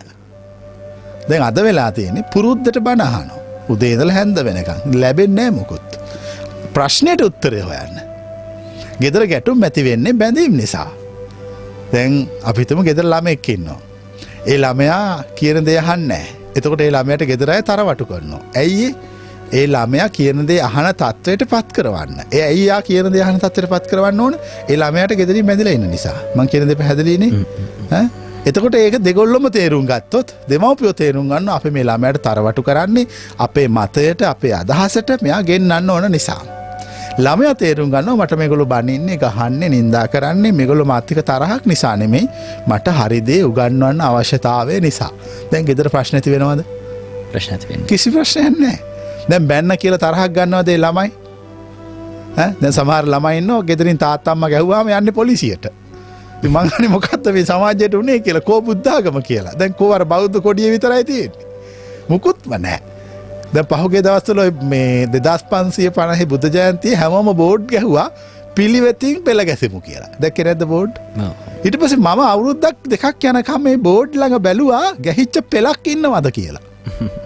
අනේ මොන පෙළක්වත් නැහැ, බෝඩ් විතරයි. අමූලික බොරුවක් කරන බුද්ධාගම කියලා. ඇත්තටම මේක විහිළුවක් කරන මෙච්චර වටින දහමක්, මෙච්චර වටින දර්ශනයක් මෝඩ මිනිස්සුන්ගේ අතට ලැබිලා ඒ මෝඩ මිනිස්සු නිකන් අර වඳුරට දැලිපිහිය දුන්නා වගේ හැම තැනම කපාගෙන විනාශ කරගන්නවා. දැන් තමයි මේක අපි නිවැරදි කරන්න හොඳම වෙලාව. මොකද සමාජයේ දැන් විවෘත වෙලා, විශේෂයෙන් තරුණ පිරිස හරි විවෘතයි. ඒගොල්ලෝ එහෙම කිව්වට පිළිගන්නේ නැහැ මොකක්වත්. මම දැක්ක පහුගිය දවස්වල අර අන්ත මේ ලංකාවේ අහුණානේ මද්ද්‍රව්‍ය වගේ කොකේන් හරි මොකක් හරි පත්තර 4ක ගණන් 4ක් දාලා තියෙනවා. මම දැක්ක කවුරු හරි කෙනෙක් මේ අන්තර්ජාලයට දාලා තියෙනවා මේ 4න් මොකක්ද ඇත්ත කියලා. හරියටම හරි. වෙන්න ඕනේ එකයි. දැන් අර පත්තරකාරයාගේ බොරු ඔක්කොම සමාජයට එළි වෙනවා. ඒගොල්ලෝ කියන දේ පිළිගන්න. ඉස්සර එහෙම නෙමෙයි. ඉස්සර පත්තරයක මොකක් හරි තිබුණා නම් මිනිස්සු හිතන එක පරම සත්‍ය කියලා. පරම සත්‍යක දැන් කියන්නේ මේ බොරු කතා, මේ හිතන ඒවා ලියනවා. හිතන වෙලාවට හිතන කතන්දර කියනවා. දැන් මේ කවුද මේකේ ඇත්ත කියන්නේ? එක්කෙනෙක් කෝටි 200යි කියනවා, එක්කෙනෙක් 130යි කියනවා, තව එක්කෙනෙක් 300යි කියනවා. මෙයා මොකද්ද ඇත්ත මේවයි? සමාජය පුළුල් විශ්ලේෂණයකට අවශ්‍ය කරන පාදම සකස් කරගෙන අවසන්. දැන් අපිට තියෙන්නේ මේ සකස් කරගත්ත පාදම මිනිස්සුම දැනුවත් කළා, බිත්ති බැඳලා දර්ශනය කියන ගේ සකස් කිරීම පමණයි. මම ඒක කරනවා. ස්වාමින් වහන්සේ මේ මම කියවනේ මුලිනුත් මේ අද සමාජයේ මේ කතා කරන එලිපිට කතා කරන බය වෙන කාරණාවක් තමයි මේ ලිංගිකත්වය කියන්නේ කියලා. නමුත් අද තරුණ සමාජය තුළ අපි හිතුවා මේ හිතමුතින් මේ කාර්යාලයක් එක සමාන මට්ටමේ වයස්වල තියෙන තරුණ තරුණියෝ එකතු වුණාම පස්සේ මේ ලිංගිකත්වය ගැන කතා කරනවා. නමුත් අතීතයේ තිබුණ ඒ කතාවක් නෙවෙයි. අතීතේ විවාහ වෙනකන් ලිංගිකත්වය ගැන කතා කරන්නේ නැහැ. නමුත් අද මේ ගෝත්‍රික සමාජය ශ්‍රී ලංකා සමාජය එක තමයි ගෝත්‍රික සමාජයක් තිබුණේ. ඒගොල්ලෝ මේ විවෘතව කිසි දෙයක් කතා කළේ නැහැ. ඒ නිසා ඒ සමාජය හරියට ගැටලු තිබුණා. නමුත් ස්වාමීන් වහන්සේ මම ඔබ වහන්සේගේ මීට කලින් ඇහුවනේ පෞල් සංස්ථාව ගැන. ඒ පෞල් සංස්ථාව දෙදරා යනතු හොඳට තිබුණා. කාලාන්තරයක් තිබුණා. අපි එහෙම කියන්න බෑනේ. දැන් අපි එහෙම කියන්නේ කොහොමද ඔබ? ඔබ මේ පෞල් සංස්ථාව පිළිබඳ සියල්ල දන්න කෙනෙක්ද? එහෙම තිබුණ නැහැ. ඒව දෙදරා ගියා. උදාහරණයක් යම් ගැටලු ගොඩාක් තිබ්බා. ඒව මෙතන කතා කරන්න ඕනේ නැහැ. අපි සමස්තයක් ලෙස හොඳයි කිව්වා. එච්චරයි. දැන් අපි හිතනවා දැන් ඉස්සර කාලේ මිනිස්සු හරි හොඳයි. ඒ මිනිස්සු කිසි අවුලක් නැතුව කිසි ප්‍රශ්න නැහැ. ඇත්තට මේ ප්‍රශ්න ටික එදත් තිබුණා. දැන් පරාජිකා පාළිය කියනකොට අපට තේරෙනවා බුද්ධ කාලීන සමාජයේ භික්ෂුන් වහන්සේලා අතින් වෙච්ච වැරදි අද සමාජයේ නොවන තරම්. අපි එතරම් දුරට යනතු අපි අපේ වැඩිහිටියන්ගේ සමාජයට කිව්වා. වැඩිහිටියන්ගේ සමාජයේ තිබිච්ච ප්‍රශ්නය ඒ වෙච්ච වැරදි එළි උනේ නැහැ. ඒව එහෙමම වැහිලා තිබ්බා. දැන් අපි හිතමු අපේ ගමේ දවස්වල අවුරුදු මීට 30කට 40කට කවුරු හරි අම්මා හරි තාත්තා හරි නැත්නම් මාමා කෙනෙක් හරි පොල්ලකින් ගහලා මැරුවා. ඒ ගමේ 100ක් විතරයි ඒක දැනගත්තේ. දැන් අද එහෙමද? දැන් අද එහෙම නැහැ. අරහෙන් පොල්ල ටාංගාල ඔලුවට වදිනකොට මෙහි රේඩියෝ එකෙන් කියනවා පොල්ලකින් ඔලුවට ගැහුවා කියලා. එච්චරට මේ සමාජය සංකීර්ණ වෙලා. ඒතර මට තියෙන ප්‍රශ්නේ මම එකක් කිව්වට මම ලේසියෙන් පිළිගන්නේ නැති හේතුව මෙන්න මේ මං අහන හරස් ප්‍රශ්න වලට උත්තර දෙන්න ඕන. මේක අපරාධ නැති වුණාද නැත්නම් අපරාධ එලි නොවේ තිබුණාද? හැබැයි තියෙන ප්‍රශ්නය මේ අපරාධ වැරදි නරක ක්‍රියාකාරකම් ඕනවට වඩා එක්ස්පෝස් කරාම විවෘත කළාම සමාජයේ මිනිස්සු නොදැනුවත්ව එතෙන්ට යොමු වෙන්න පුළුවන්. මං කියන දේ පැහැදිලිද? ඒ නිසා කිසිම වෙලාවක අපරාධයක් කරපු විදිය ඒකට කරන්න අවශ්‍ය කරන කරුණු කිසිම මාධ්‍යකින් නොකියනවා නම් තමයි මාධ්‍යයේ ජාතියට ආදරය කියලා කියන්නේ. තවත් අපරාධයකට අනුබලයක් දෙනවා. මොකද මේ මිනිස්සු හරි අමුතු. ඒගොල්ලෝ අර හුඟක් අය කැමති ලොකු කමින් ජීවත් වෙන්න. විශේෂයෙන් මෝඩ මිනිස්සු. එතකොට ඒගොල්ලෝ ඒක උදව්වක් කරගන්නවා. ඒගොල්ලෝ නරක වැඩ කරන්න. ඒ නිසා ඒවට ඉඩක් නොලැබෙන විදියට කටයුතු කරනවා නම් මං හිතන්නේ හුඟක් හොඳයි කියලා. දැන් ස්වාමීන් වහන්සේ මාරම කලින් සඳහන් කරපු ප්‍රශ්නය අපි අතරමඟ නතර වුණා. මම කතා කරේ මේ අද සමාජයේ තරුණ තරුණියෝ මේ විවෘතව කතා කරනවනේ. මේ විවෘතව කතා කරන හේතුවෙන් අනාගතයේදී දවසක මම අර විවාහ සංස්ථාව කියන එක වටිනවනේ අපිට. මේ විවාහ සංස්ථාව දෙතරා යන්න පුළුවන් නේද? කිසිම එහෙම එකක් වෙන්නේ නැහැ. ඒ කතා නොකර හිටියොත් තමයි දෙතරා යන්නේ. ඉතින් කතා කළා කියලා ප්‍රශ්නයක් නැහැ නේ. නමුත් අද සමාජයේ මේ බටහිරෙන් අපිට ආපු දෙයක් තමයි අර විවාහ නොවි ජීවත් වීම. ඔක ඉංග්‍රීසියෙන් කියන living together කියලා. මේ living together විදියට ජීවත් වෙනවා එහෙම වෙන එක ඇත්තටම මේ බෞද්ධ සම්ප්‍රදායට අනුව සමහරක් කියන වැරදි කියලා. ඔබ වහන්සේ කියන්නේ ඒකත් වැරදි කියලාද නැත්නම්? මෙහෙමයි බෞද්ධ සම්ප්‍රදායට අනුව හරි වැරද්ද කියන්න කලින් එතන විසඳාගත යුතු ප්‍රශ්නයක් තියෙනවා. බෞද්ධ සම්ප්‍රදායේ තියෙනවද අස්සම් කළා විවාහ වෙන ක්‍රමයක්? මම අහලා නැහැ. ඉතින් එහෙම කන්නේ නැහනේ. දැන් ඔයා අද විවාහය කියලා සම්මත කරලා තියෙන අස්සම් කළා විවාහ වෙන එකන්නේ. අපි විවාහය කියලා කියන්නේ දෙන්න අතර වාචික වැසි කරගන්න විශ්වාසයක්. මං කියන එක පැහැදිලිද? දෙදෙනෙක් අතර වාචික වැති කරගන්න විශ්වාසයක්. බෞද්ධ සමාජයේ විවාහය කියලා කියන්නේ පොතේ අස්සම් කිරීම නෙවෙයි. පොතේ අස්සම් කිරීම අපට යුරෝපීයන්ගෙන් පෘතුගීසි ලන්දේසින් එන්නේ. ඊට කලින් අපේ සමාජය තුළ තිබෙන වාචික වැති කරගත්ත විශ්වාසය සමාජ සම්මතයක් දක්වා වර්ධනය කිරීම. ඒකයි විවාහය. නැතු දැන් අද වෙලා තියෙන විවාහය කියලා හැමෝම කියන්නේ පොතේ අස්සම් කරලා අර වාක්‍ය කියෙව්වා. අපි ඒක නෙමෙයි විවාහය කියන්නේ. විවාහය කියලා කියන්නේ එකිනෙකා අතර ඇති කරගත්ත අන්‍යෝන්‍ය විශ්වාසයක් පමණයි. ඔබ වහන්සේ නොකියා කියන්නේ මේ living together විදියට ජීවත් වීම හරි කියන එක. එහෙම අපට ඒක හරි වැරදි කියලා නෙමෙයි මං කියන්නේ. මං කිය විවාහය කියන එක ගැන තියෙන බෞද්ධ විග්‍රහය. දැන් බුද්ධ ආගමේ දැන් ಭಾರತೀಯ සමාජයේවත් ලාංකීය සමාජයේවත් ඉතිහාසයේ කසාද ලිව්වේ නෑනේ පොත්වල. ඒගොල්ලෝ හැමෝම නෑදෑයෝ දෙගොල්ලෝ ආවා පෝරුවේ චාරිත්‍ර ඉටු කළා. ඒගොල්ලෝ සාමාන්‍ය විදිහට ජීවත් වුණා. දැන් living together ක්‍රමයේදී කරන්නේ ඒගොල්ලෝ කලක් ඉඳලා පස්සේ වෙන් වෙලා යනවා. ඉතින් ඒක අපේ සමාජෙත් තියෙනවානේ. දැන් කසාද බඳිනවා කියමු පොතේ ලියලා දෙන්නේ. දික් කසාද වෙන්නේ නැද්ද? වෙනවා. ඉතින් ඒකමනේ තියෙන්නේ. ප්‍රශ්නේ තියෙන්නේ අපි මේ වචන වලට හිර වෙලා කතා කරනවා. සමාජයේ යථාර්ථය ගැන විශ්ලේෂණය නොකර. එච්චරයි අවුල තියෙන්නේ. ඔව්. නමුත් 100ක් ගත්තොත් දෙකක් වගේ නොහොම් වෙන්නේ. නමුත් අර ක්‍රමයේදී ජීවත් වීමේදී 100%ම අයින් වෙනවා. 100%ම අයින් වෙනවා නම් ඒක සුබදායි නෑ. දැන් අද අපිට අද දැන් ඔය කියන විදිහට විවාහ වෙන්න බෑනේ අද නීතියක් තියෙනවනේ රටේ. ඒ නීතියට අනුව දැන් ඒක අර සමහර බෞද්ධ සමාජයේ තිබිච්ච ලක්ෂණ දැන් අද සමාජය අපිට දකින්න නැහැ. ඒකයි අර ඒ දහම කතා කරනකොට ඒ සංස්කෘතික සීමාවට ගලපලා කතා කරන්නේ හැමතිස්සෙම. එතකොට අපි කරන්නේ මොකද්ද දැන් බුද්ධඝමයේ ඈත සමාජයේදී විවාහ වුණේ විදියට අද සමාජයේ යම් ක්‍රමයක් තියෙනවා. ඒ විදියට ඒව කළාම අවුලක් නැහැ. ඉතින් හැමතිස්සෙම අපි බලන්න ඕන ගැටුම් අවම වෙන්නත් මිනිස්සුන්ට යහපත වෙන්නත් ක්‍රමයක් සොයා ගන්න. මම කියන්නේ අන්න ඒ ක්‍රමය මොකක් වුණක් කමන්නේ ඒකට එකතු වෙන්න කියලා. එච්චරයි. බෞද්ධයෙක් විදියට ස්වාමින් වහන්සේ තරුණයෙක් සහ තරුණියක් විවාහ විය යුතුමද? එහෙම එකක් කොහෙද බුද්ධ ආගමේ? එහෙම මොකටද විවාහ විය යුතුමද? ඒ නොවිය යුතුමද? ඒ එකක්වත් නැහැ. Tamanට තමන්ගේ නිදහස තියෙනවා. නමුත් මේ පවුල් සංස්ථාව ඉදිරියට ගෙනියන්න තවත් වර්ගයක් බිහි කරන්න උන්ට විවාහ වෙන්න ඕනේ. ඒතොර අපිත් බල්ලෝ වගේනේ. එහෙම එකක් නැහැ බුද්ධ ආගමේ. බුද්ධ ආගමේ කියන්නේ තමුන්ට ආත්ම ශක්තිය තියෙන ස්වෛරීව ජීවත් වෙන්න පුළුවන් නම් කග්ග විසාන සූත්‍රයේ තියෙන ඒකෝ චරේ කග්ග විසාන කප්පෝ කියන්නේ මේ තනිව හැසිරෙන කඟ වේනෙක් වගේ ඉන්න කියලා. ඒ කියන්නේ තනි බ්‍රහ්මචාරී ජීවිතයක් ගත කරන්න කියලා. කෙනෙකුට ආත්ම ශක්තියක් නැත්තම් බ්‍රහ්මචාරී ජීවිතය ගත කරන්න. මනස අසරණ වෙලා නම් ඒගොල්ලෝ විවාහ වුණාට කමක් නැහැ. දැන් මම කියනක පැහැදිලිද? ඇත්තටම සාරය මේ මනුෂ්‍ය වර්ගයාගේ සාරය කියන්නේ ප්‍රඥාවනේ. වෙන එකක් නෙවෙයිනේ මනුෂ්‍ය වර්ගයාගේ සාරය. මේ මනුෂ්‍ය වර්ගයාගේ ප්‍රඥාවෙන් වැඩිම මිනිස්සු ටික බ්‍රහ්මචාරී වෙන්න ඕන. ප්‍රඥාව අඩු මිනිස්සු විවාහ වෙලා දරුමල්ලු හදලා ඒ සමාජයට ලෝකයට යුතුයකම් ඉෂ්ට කළාට ඒකේ වරදක් නැහැ.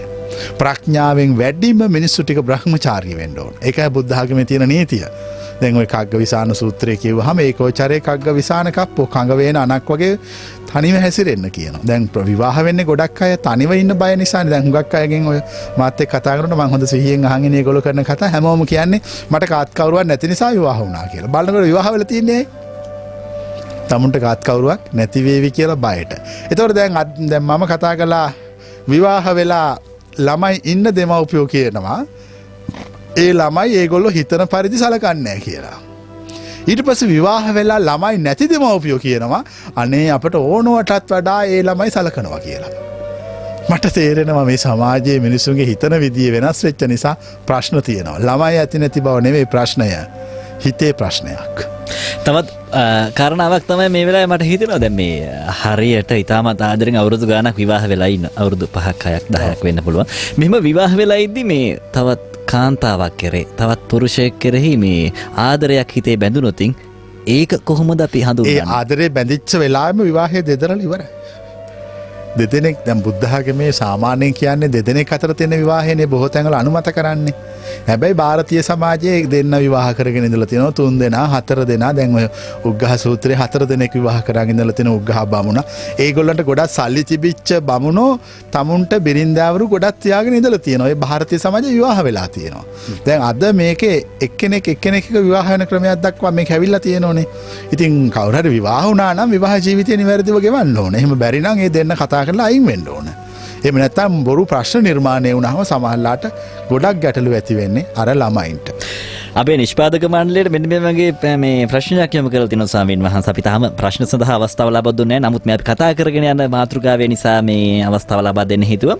කෙනෙක් දිහා බලලා මොකක් කර ලිංගික ආශාවක් අපේ හිතේ ඇති වුණොත් ඒ සිතුවිල්ල පවක් නම් ඒ සිතුවිල්ල නැති කරගන්න බුද්ධ ශාසනයේ බුද්ධ දේශනාවේ මොනවා හරි තියෙනවද කිසිම දෙයක් නැහැ. ඇස් දෙක වහගෙන එක දෙට්ට වෙලා හිටියා නම් ඉවරයි මොකක්ක් කරන්නේ නැතුව. අපි ඇසින් රූප බැලුවහම අපේ සිතේ රූප කෙරෙහි බැඳෙනවා. ඒක තමයි සාමාන්‍ය ගතිය. මිනිස්සෙක්ගේ සසරක් තියෙන මිනිහෙකුට ඒක තියෙනවා. ඒක සාපයක්. ඒක සාපයක්. එයා එතකොට කල්පනා කරන්න ඕනේ එයාට ඒක දැවිල්ලක් වගේ දැනෙනවා නම් එහෙම බැඳුනහම එයා තීරණය කරන්න ඕන මේ දේවල් වලට බැඳීම නිසා මට ගොඩක් විඩාව ඇති වෙනවා. මං අහගන්න ඕන කාගෙන් හරි ක්‍රමයක් මේ සියල්ලෙන් නිදහස් වෙලා නිදහසේ ඉන්න. අන්න එයා නිවන සොයාගෙන එන්න ඕනේ. ඒ කියන්නේ අපි සොයාගෙන එන්න ඕනේ. එතකොට අපි ඒගොල්ලන්ට කියලා දෙනවා මේ සියල්ලෙන් නිදහස් වෙන ක්‍රමය. සාමාන්‍ය ලෞකික ජීවිතයක් ගත කරන මිනිස්සෙක් රූපයක් දිහා දැකලා ඒ රූපයට ආසාවක් ඇතිවීම ස්වාභාවිකයි. මොකක්ද ඒක තියෙන අපි පව් කියලා උගන්වන්නේ දස කුසල් දස අකුසල් විතරයි පින්පව්. එච්චරයිනේ. දැන් හුඟක් අය හිතාගෙන හැම දැන් සමහරව මස් මාළු කන එකත් පව් කියලා. මොන බුද්ධ ආගමේද මේව තියෙන්නේ? මේ ඔක්කොම බොරු කතා. අපි හදාගත්ත නිගණ්ඨ ආගමේ තියෙන කතා. බුද්ධ බෞද්ධ දර්ශන ඒවා නැහැ. බුද්ධ ආගම ඒවා නැහැ. අපි බුද්ධ ආගම කියලා විශ්වාස කරගෙන ඉන්න නිගණ්ඨ ආගමේ මේ කතා තියෙන්නේ. ඒ නිසා අපි ඒවට විරුද්ධයි. සාමාන්‍ය හිතේ ස්වභාවය යමත් දැන් අපි හිතමු ලස්සන මලක් තියෙනවා. මල් වලට කැමති කෙනෙකුට ඒ මලට හිත බැඳෙන්නේ නැද්ද? ආශාවක් ඇති වෙන්නේ නැද්ද? ආශාවක් ඇති වෙනවා. එතකොට ආශාවක් ඇති වුණාම මේ මල යා සතු කර ගන්න ඕන කියලා හිතෙන්නේ නැද්ද? හිතෙනවා. ඒ වගේම කවුරු හරි කෙනෙක් ඉන්නවා කාන්තාවකට ආශා කරන. එතකොට මේ ලස්සන කාන්තාවක් දැක්කම එයාට ආශාවක් ඇති වෙනවද නැද්ද? ආශාවක් ඇති වෙනවා. සතු කරගන්න හිතනවද නැද්ද? සතු කරගන්න හිතෙනවා. ඒක තමයි ලෞකික සිතක ස්වභාවය. නමුත් ස්වාමීන් වහන්සේ මම විවාහක නම් මම තවත් කාන්තාවක් සමග රමණයේ දෙන්න මගේ හිත කියනවා නම් මම විවාහ වෙලා ඉන්න කාන්තාවට කරන්නා වූ ද්‍රෝහිකම පැහැදිලිවම. එය මට පවක් නොවෙන්නේ කෙසේද? පවක් තමයි ඒක පවක්. තමුන් විවාහ වෙලා ඉන්නවා නම් තමුන් විවාහ ජීවිතය ගත කරන්න ඕන. ඒක තමයි සමාජ සම්මතය. ඒ සමාජ සම්මත කාටවත් කඩන්න බෑ. එහෙනම් අර බුද්ධ කාලීන සමාජය වගේ තියෙන්න ඕන. ඒ බුද්ධ කාලීන සමාජය ඕන නම් දෙන්නෙක් විවාහ කරගන්නත් පුළුවන්. 3 දෙනෙක් 4 දෙනෙක් 5 දෙනෙක් ඕන ගානක් විවාහ කරගන්න පුළුවන්. අද සමාජයේ අද ලාංකීය සමාජයේ ඒක සංස්කෘතියක් නැහැ. දැන් අද මේ බණ අපි කතා කරන්නේ ලාංකීය සංස්කෘතියට මිසක් ඒකයි මම කිව්වේ මේක ලෝකෙටම කියන බණක් නෙමෙයි. මේක මේ සංස්කෘතික සීමාවට මේ දූපතට දෙසන බණක් කියලා.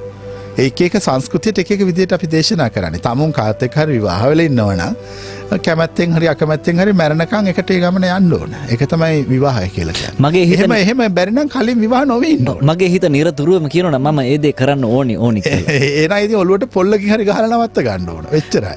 ඒ කියන්නේ කොයි වෙලාවකවත් අපි කිසිම ඉඩක් තියන්නේ නැහැ. තමුන්ගේ විවාහ ජීවිතය දෙදරා යන කිසිම දෙයකට. එහෙම වුණොත් එතන ලොකු අගතියක් සිද්ධ වෙනවා ළමයින්ට හා තමුන් හදාගත්ත සියල්ලට. මේ නිසා ඒක කරන්න එපා. ඒක බුද්ධ ආගමේ අනුමත කරන්නේ නැහැ. දැන් මේ නකුල මාතු නකුල පීතු කියලා දෙන්නෙක් හිටියන් නකුල මාතාවයි නකුල පීතා.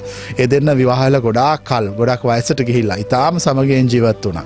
දවසක් බුදුහාමුදුරන්ට ගිහිල්ලා කියනවා අපි දෙන්න හොඳින් ජීවත් වුණා. අපි දැන් වයසයි. අපි මැරේවි තව ටික දවසකින්.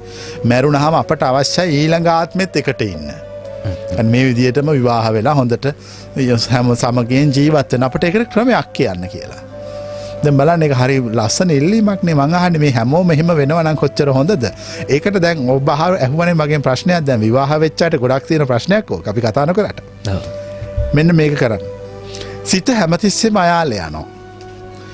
සාපේක්ෂක දැක්කහම සිතට කාමය නිරතුරුව ගලනවා. ඒකට එකම විසඳුම ඔය ඒ කාමය දැඩි වෙච්ච ඕනම කෙනෙක් අපේ දේශනා අවුරුද්දක් විතර අහන්න. කාමාශාව සාපේක්ෂකව නැති වෙලා යනවා. කාමාශාව සාපේක්ෂකව නැති වෙලා යනවා. දැන් ප්‍රශ්න ඉවරයිනේ. කාමාශාව තියෙනන්නේ තව කවුරු හරි පස්සේ යන්න හිතෙන්නේ. පැහැදිලිනේ. දැන් එතකොට මේ දැන් අපි ඇත්තටම තව කෙනෙක් පස්සේ යනවද මේ කාමාශාව නැති කරනවද? කාමාශාව නැති කරනවා. කාමාශාව නැති කරන්නේ කොහොමද? මම කියන ක්‍රමයක්. මේක හරියටම හරි. මම කරන දේශනාව දිගට යන්න. එතකොට කාමාශාව නැති වෙනවා. දැන් ඔබ වහන්සේගේ දේශනා ශ්‍රවණය කරන බොහෝ දෙනෙක් කාමාශාව නැති කළා. ඒක මගෙන් අහන එක වැරදි. මේ දේශනා ශ්‍රවණය කරන ඔබ ඇතුළු අනිත් අයකින් අහගන්න. ඒ කාමාශාව නැති වෙලා යනවා. කලක් අහගෙන යනකොට ඒක නැති වෙලා යනවා. එතකොට අරක පස්සේ දුවන්න හිතෙන්නේ නැහැ. දුවලා ගන්න දෙයක් නැහැ කියලා තේරෙනවා. එතකොට ඒගොල්ලෝ සතුටින් ආදරෙන් ජීවත් වෙන්න පටන් ගන්නවා. ඉතින් ඒකනේ වෙන්න ඕනේ දේ. දැන් අපි හොඳයි කියන සමාජය ඒකනේ තියෙන්න ඕන එක. ඒකනේ ඒ ආදරයේ කරුණාව නැති වෙන්නේ අර දරුණු කාමාශාවෙන් එක මර්ධනය වෙන නිසා. එතකොට මේ දරුණු කාමාශාව නැති කරන්න එක ක්‍රමයක්වත් නැහැ. මොකක්වත් නැහැ. කොච්චර බණ ඇහුවත් නැති වෙන්නේ නැහැ. ඇතුළ පුපුර මේ ගිනි ගනිමින් කාමය නැගිටිනවා. අපි එතකොට කරන්නේ දේශනා දිගට අහන්න. ඒ දේශනා ඇහුවාම ඔබේ සිතේ සාපේක්ෂක නැති වෙලා යනවා. සිත ගොඩාක් පැහැදිලි වෙනවා. නිරවුල් වෙනවා. පිරිසිදු වෙනවා. මං කියපු එක මම මෙහෙම කියන්නේ මිනිස්සු ඒ දේශනාව අහලා මට ඇවිල්ලා කියපු කරුණු පැහැදිලි කරන්නේ. මං කියන දේ පැහැදිලිද? සමහරව මට ඇවිල්ලා කියලා තියෙනවා මට තිබිච්ච ලොකුම ප්‍රශ්නේ තමයි අධික කාමාශාව නිසා මගේ ජීවිත අවුල් වෙනවා හැමතිස්සෙම. විවාහ ජීවිතේ ගැටුම් ඇති වෙනවා. අපි ඔබ වහන්සේ කියපුවා දිගට ඇහුවා. දැන් ඒව ඔක්කොම ඉවරයි. ඉතින් ඒක නෙවෙන්න ඕනද? ඔව්. ඔබ වහන්සේ මේ විවාහ ජීවිතයට පත් වෙලා නෙවෙයි මේ බුදු සාසනයට ඇතුළත් වෙන්නේ. මම දන්න තරමින්.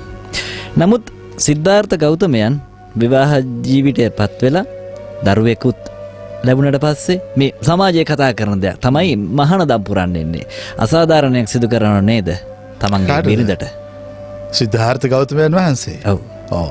ඒතර සිද්ධාර්ථ ගෞතමයන් වහන්සේ විතරද මේ මානව සමාජයේ බිරිඳට අසාධාරණයක් කළේ? නමුත් නෑ මේ මතයක් ගොඩ නැගපු තැනත් එක්ක මතයක් ගොඩ ගන්න පුළුවන් ඕන විදියට ඕනම කෙනෙක් දැන් අපිට ඔබේ බිරිඳ අතෑරලා ගිහිල්ලා පැවිදි වුණොත් ඔබ කරන්නේ ඔබේ බිරිඳට අසාධාරණයක්.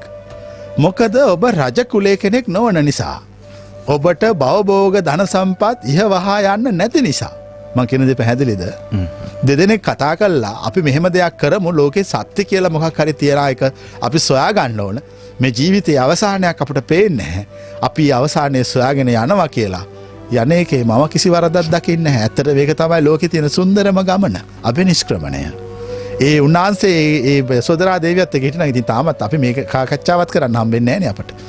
මම කියන එක පැහැදිලිද? යමක් සොයාගත්තා. දරුණු බැඳීමක් හැදිච්ච වෙලාවක අතහැරලා ගියා. ඒක නෙකේ රාහුලෝ ජාතෝ බන්ධනං ජාතං කියලා රාහුල් එක්ක ඉපදුනා බැඳීමක් හැදුනා. මං හිතන්නේ පියෙකුට වැඩිපුරම තමන්ගේ බිරිඳ කෙරෙත් දරුවා කෙරෙත් ආදරයක් සෙනෙහසක් ඇති වෙන දවස කියලා මට හිතෙන්නේ තමුන්ට ළමෙක් ලැබිච්ච දවස. එහෙමද? එහෙම අපි අහමු අසන කෙනා. ඔබ කියන්න.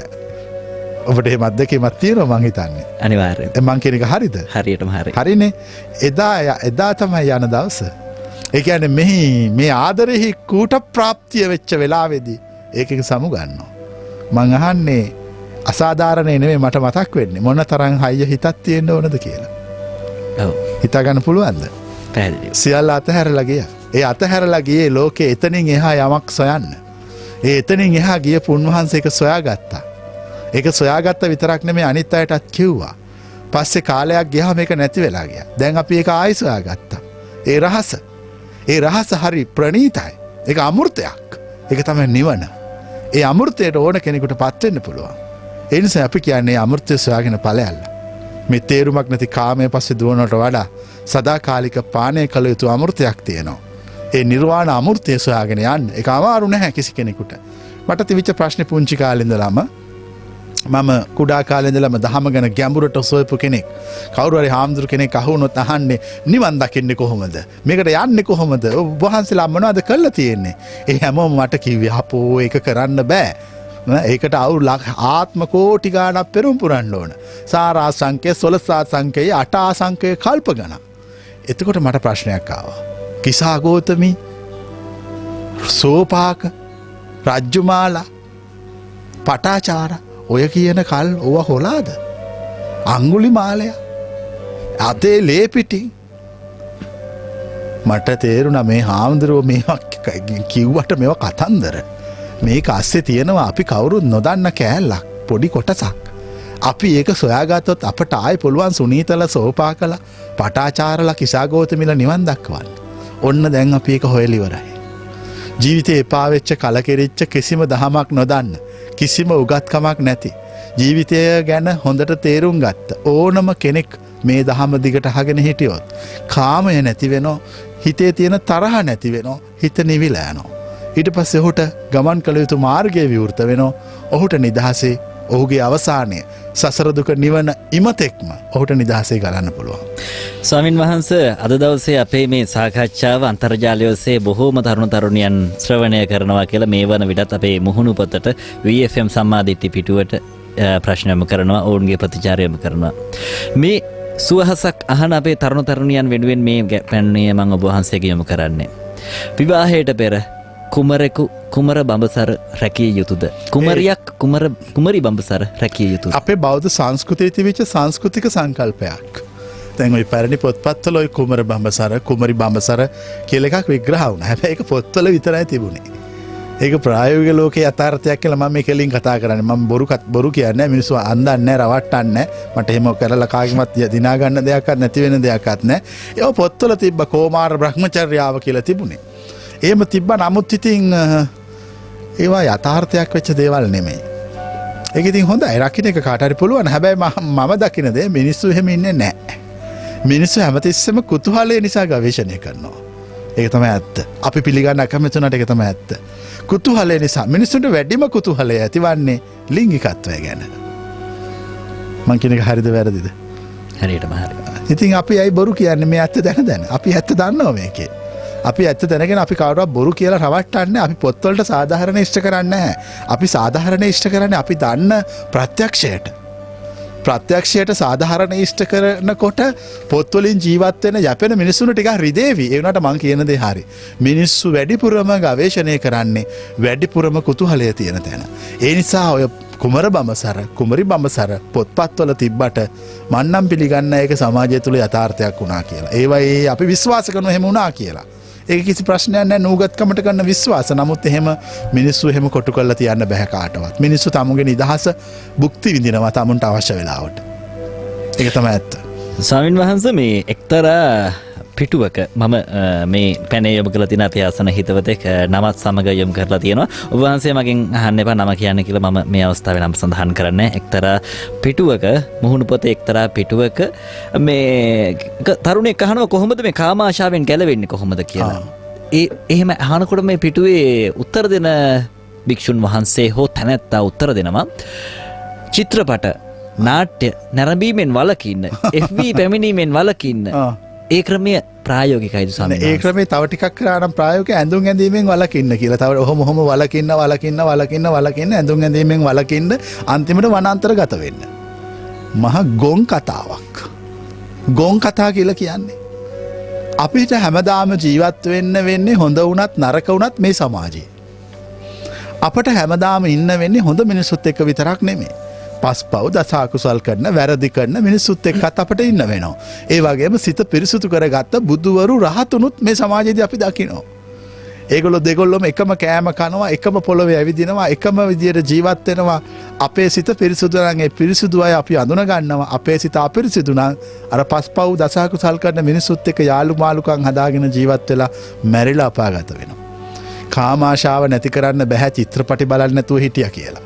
FB Facebook එකට නොගින් හිටිය කියලා කාම ආශාව නැති වෙන්නේ නැහැ. එහෙනම් ඉතින් ওই වැද්දන්ට කාම ආශාව නැති වෙන්න එපා ඔය කියන විදියට. නැද්ද? අප්‍රිකානු ගෝත්‍රිකයන් කාම ආශාව නැති කියලා රහත් වෙන්න එපා. එවුන් බලන්නේ නැහැනේ චිත්‍රපටි. Facebook කියන්නේ නැහැනේ අප්‍රිකන් ගෝත්‍රිකයෝ Amazon වනාන්තරවල ජීවත් වෙන. මේවා බොරු කතා. ඇත්තටම ධර්මයේ දන්නේ නැති වුණාම මිනිස්සු වටේ යවනවා. වටේ යවනවා කියන එක අහලා තියෙන්නේ. අපි කියන්නේ මේවා මොකක්වත් ඕනේ නැහැ. ඕක කිසි දෙයක් කරන්න නැතුව අප කරන දේශනාව දිගට අහගෙන යන්න. දේශනා 20ක් 30ක් 40ක් 50ක් අහන්න. ඔබගේ කාමාශාව නැති වෙලා යනවා. ඇත්තටම ඇයි ස්වාමින් වහන්සේ මේ ලිංගිකත්වය කියන දේ මේ මෙච්චර ආසාවෙන් මිනිස්සු හොයන්නේ? ඒක එහා පැත්තේ නිර්වාණය තියෙන නිසා. ඒක කවුරුවත් දන්නේ නැහැ. ඒකෙන් එහා පැත්තේ නිර්වාණය පවතී. ඔබ වහන්සේත් හෙව්වද? නැත්තම් ඉතින් මෙච්චර එකක් පැහැදිලිව දේශනා කරන්නේ කොහොමද? මේ සියල්ලෙන් එහා පැත්තේ නිර්වාණය පවතිනවා. මිනිස්සු කරන්නේ කාමය කියලා හොයන්නේ නොනවතින සැපක්නේ. ඔබ වහන්සේ ලිංගිකත්වය කියන දේ හෙව්වද? ලිංගිකත්වය පිළිබඳ දන්නේ නැත්තම් මම මෝඩයෙක්නේ. මම විශ්වවිද්‍යාලයේ විද්‍යාව පිළිබඳ උපාධියක් තියෙන මෝඩයෙක්. මම මේ සියල්ල දන්නවා. ඒව මට ආයේ මේක කියලා කියන්න බෑ. මං කියන දේ පැහැදිලිද? මම කළ තියෙන ජෛව විද්‍යාව අත්දැකීමෙන් දන්නවද? දන්නවා කියලා කිව්වහම තියරි අත්දැකීම් දෙකම තියෙන්න බෑ. නැත්නම් යාගේ ජීවිතය අසම්පූර්ණයිනේ. එතකොට එහෙම ජීවිතය අසම්පූර්ණ කෙනෙක් රහත් බවට බුදු බවට පත් වෙන්න බෑ. ඒක අපේ බෝධිචර්යාවේ තියෙනවා. බෝසත්වරයෙක් මේ සියලු අත්දැකීම් ලබලා තමයි ඔහුගේ නිෂ්ඨාව නිර්වාණ ධාතුව ස්පර්ශ කරන්නේ. ලිංගිකත්වය කියන දේ අත්දැකීමෙන් ලැබුවට පස්සේද නිර්වාණය කියන තැනටපත් වෙන්නේ? එහෙම කිව්වොත් වැරදීනේ. එහෙම කිව්වොත් වැරදි. මිනිස්සු ලිංගිකත්වය කියලා හොයන සතුටක්නේ. අපි ඒකට තේරෙන වචනේ කියන සුරතාන්තය. ඕගසම් කියලා කියන්නේ. ඒක තුල ඒගොල්ලෝ හොයනවානේ අමුතු තෘප්තියක්. මම කියන්නේ ඒකෙන් එහා පැත්තේ තියෙනවා ඊටත් වඩා එකක්. ඔබ වහන්සේ දේශනාවල සඳහන් කරලා තියෙනවා සුරතාන්තයට වඩා සතුටක් තියෙනවා. සතුටක් තියෙනවා. අන්න ඒක සොයන්න කියලා. එතකොට අර සුරතාන්තයේ සොයන ලිංගික ආශාව නැති වෙලා යනවා. ඒකයි කියන්නේ රහතුන්ට එහෙම එකක් නැහැ කියලා. දැන් කියන එක පැහැදිලිද? ඇත්තටම මම හැමදාම කියන උපමාවක් තියෙනවා. කෙනෙක් කිරිහොදි කන්න කියලා ඕන වෙලා එයා පොල්ලෙලි කනවා. පොල්ලෙලි කකා එයා පොල්ලෙලි පට්ට ගහගා කියනවා මම කිරිහොදි කනවා කියලා. මම කියනවා මේ කාමයෙන් මත්වෙච්ච මිනිස්සු කාමාශාව සුරතාන්තයේ වශයෙන් අත්විඳින එක පොල්ලෙලි කෑමකට සමකොන්නවා. සුරතාන්තයෙන් එහාට ගියපු රහත්වරු ඒගොල්ලෝ ඒ රහත් බව රමණය කරනවා. ඒක තමයි කිරිහොදි කෑම. දැන් ඇත්තට ඔබ කන්නේ පොල්ලෙලිද කිරිහොදිද? දැන් මට උත්තරයක් දෙන්න. දැන් මගෙන් ප්‍රශ්න අහුවානේ කෙලින්ම. මම කන්නේ පොල්ලෙලි. අන්න එක තමයි අවුල. දැන් අපි කියනවා පොල්ලෙලි කන්න එපා. කිරි හොදි කන්න මගේ මම වර්තමානය කන්න හරි එකමක් නෑ කිසි ප්‍රශ්නයක් නෑ. ඒක දැන් ඔයා විතරන්නේ මේ අහන දේශනාව අහන ඔක්කොම පොල්ලෙලි කන අය. ඒගොල්ලෝ කාමය සුරතාන්තය දක්වා හොයනවා. හැබැයි මම කියනවා ඒක එහා දෙයක් තියෙනවා ඊට එහා එක. ඊට එහා තේ දන්නේ රහත් වෙච්ච අය. ඒගොල්ලෝ සුරතාන්තයට පත් වෙලා ඉන්නේ හැමතිස්සෙම. පැය 24ෙම. දැන් මං කෙනෙක්ගෙන් අහුවොත් ඔබ කැමතිද පැය 24ෙම සුරතාන්තයට පත් වෙන්න? ඔක්කොම අත උස්සන්නේ නැද්ද? අත උස්සනවා. ඒ වුණාට ඔබට පැය 24ෙම සුරතාන්තයට පත් වෙන්න මම මාර්ගයක් කියනවා. ඒ මාර්ගය ඉස්සෙල්ලාම කියන එක තමයි කාමාශාව නැති කරනවා. දැන් ඔබ ආයි බය වෙන්නේ නැද්ද? මට කියන්න. බය වෙනවනේ? එතකොට ආයි කියනවා අනේ මට සදාකාලික සුරතාන්තයට පත් කරන්න. එතකොට මම එයාට කියනවා නුඹගේ කාමාශාව ඉස්සෙල්ලාම නැති කළා තමයි එතෙන්ට යන්නේ කියලා. එතකොට බය වෙනවා. ලෝකයේ ප්‍රඥාව වැඩිම අය කාමයට අහුවෙලින්නේ නැහැ. ඒගොල්ලෝකින් එහා පැත්තේ තියෙන නිර්වාණ ධාතුව ස්පර්ශ කරනවා. නිර්වාණ ධාතුව තුළ පවතින්නේ සුරතාන්තයක්, සතුටක්, වින්දනීය බවක්. හිතන් හිටියේ නිවන කියන්නේ රාගක්ඛයෝ, දෝසක්ඛයෝ, මෝහක්ඛයෝ, නිබ්බාන. එයා පොත්වල තිබිච්චනේ නිවන කියන්නේ උපරිම වින්දනීය තත්වයක්. ඒත් ඇයි ස්වාමීන් වහන්සේ මේ බුදුදහමේ භික්ෂුන් වහන්සේලාට අබ්‍රහ්මචර්යාව වාසය කරන්න කියලා කියන්නේ? එතකොට ලේසියේ නිවනට පත්වෙන්න. කාමාශාවන් එක්ක පවුල් බැඳීම් බන්ධන හදාගත්තම් හරි කරදරයි ජීවිතේ. එතකොට අර උතුම් නිවන අපට ලං වෙන්න බෑ. දැන් ඔබට නිවන් දකින්න බැරි ප්‍රධාන ප්‍රශ්නය ඔබටත් මේ අහන බොහෝ දෙනාට ඒගොල්ලෝ අර අපි කියන්නේ කුටුම්බ සංරක්ෂණය කරනවා. පවුලක් හදාගෙන ළමලපටි හදාගෙන නෑදෑ හිතවත්කම් ගොඩාක් නඩත්තු කරගෙන ජීවත් වෙනවා. එතකොට ඒ සුන්දර උතුම් සැපටපත් වෙන්න බෑ. අර බැඳීම් ජාලාව ඔහු අදිනවා. ඒක හරියට මේ වගේ. මේ ලස්සන සුන්දර ക്ഷേම භූමියක් තියෙනවා. ඒ ക്ഷേම භූමියට ඔබ යන්න හදනවා. එතකොට ඔබේ පිටිපස්සේ ඉන්න ඥාතීන් ළමයිගේ දොර ඔක්කොම ඔබ පස්සට අදිනවා. එතකොට අර ෂේම් භූමියට කවදාකවත් යන්න හම්බ වෙනවද නැද්ද? හම්බ වෙන්නේ නැහැ. පැවිදි බව අහස වගේ. නිදහස්. ඒ නිදහස් පැවිදි භවයේදී අර සියලු බැඳීම් කපනවා. ඥාතීන් දෙමව්පියෝ ඒ කවුරුවත් පැවිද්දෙකුට නැහැ. ඒගොල්ලෝ සියල්ල අතහැරපු අය. ඇත්තටම සත්‍ය අවබෝධ කළ රහතෙකුට අම්මා තාත්තෙකුත් නැහැ. ගුරුවරයෙක් නැහැ. සහෝදරයෙක් කිසි කෙනෙක් නැහැ.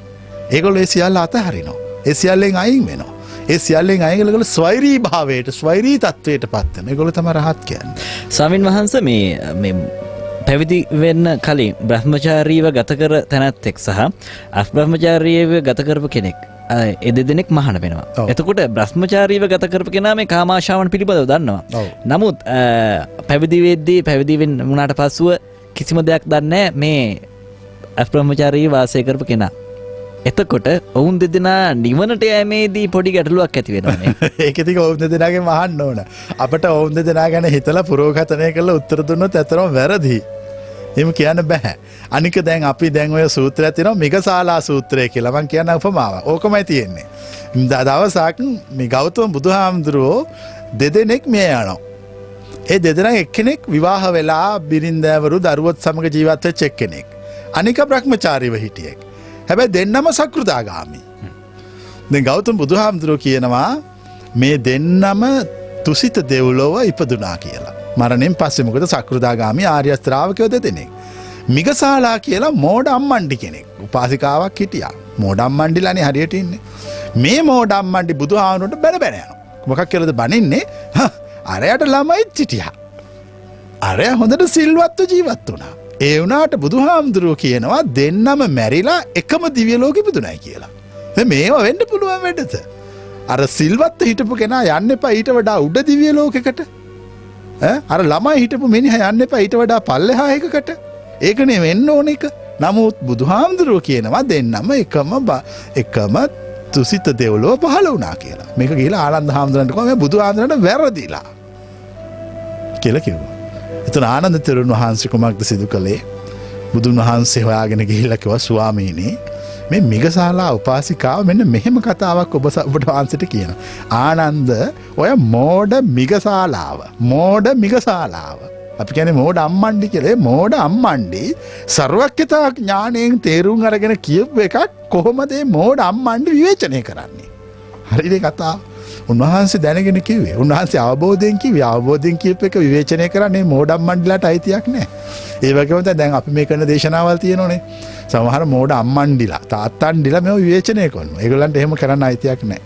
හේතුව ඒ ප්‍රත්‍යක්ෂ ඥානයෙන් කරන දේශනාව විවේචනය කරන්න ඕන තවත් ප්‍රත්‍යක්ෂය තියෙන කෙනෙක් පමණයි.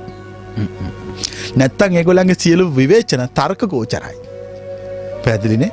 ඒගොල්ලෝ සාපේක්ෂ ලෞකික තර්කයකින් නිර්වාණය ගැන දේශනා කරපු උතුමෙක්ගේ දේශනාවක් හොයනවා. ඒක හරියට මේ ඒගොල්ලෝ දියමන්ති හොයනවා මඩවලක් කාරලා. කවදාකවත් ඒක වෙන්නේ නැහැ. කවදාකවත් හම් වෙන්නේ නැහැ. ඒ නිසා ඒ උතුම් දේශනාවක් විවේචනය කරනවා නම් විශ්ලේෂණය කරනවා නම් තමන්ගේ මනස උතුම් කරගෙන ඉවර වෙලා ඒක කරන්න ඕන. එහෙම නැතුව විවේචනය කළොත් විශ්ලේෂණය කළොත් අපාගත වෙන මැරෙන්න වෙන එකක් වෙන්නේ නැහැ.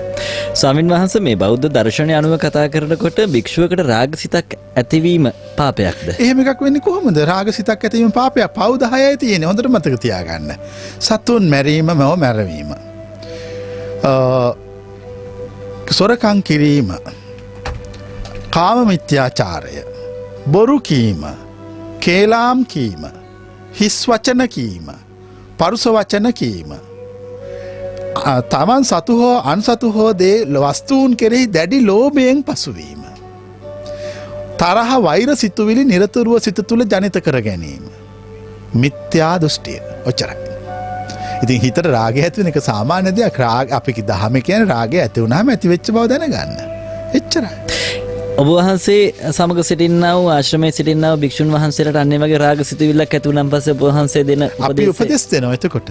අපි කියන්නේ ඒක නැති කරන්න එපා කියලා. ඒකත් එක්ක ඉඳලා බලන්න මොකද්ද මේ ඇති වෙලා තියෙන්නේ, කොහොමද මේක වැඩ කරන්නේ, මේක වැඩි වෙනවද අඩු වෙනවද නැති වෙනවද හැංගෙනවද, ඒ සියල්ල නිරීක්ෂණය කරාම තමයි එතන තමයි රහත් මඟ පවතින්නේ. නැත්තම් ඒක හංගලා එහෙම අර හංගලා වහලා කතා කළොත් අපි දැන් අර මුලදී කතා කරානේ මිනිස්සු සමාජයේ මේව ගැන විවෘතව කතා කරන්නේ නැති නිසා සමාජ ව්‍යසන සමාජ ප්‍රශ්න නිර්මාණය වෙලා තියෙයි කියලා. ඒ වගේ ආධ්‍යාත්මය ගැන විවෘතව කතා නොකළොත් නිර්වාණ ධාතුව වහන් වෙනවා.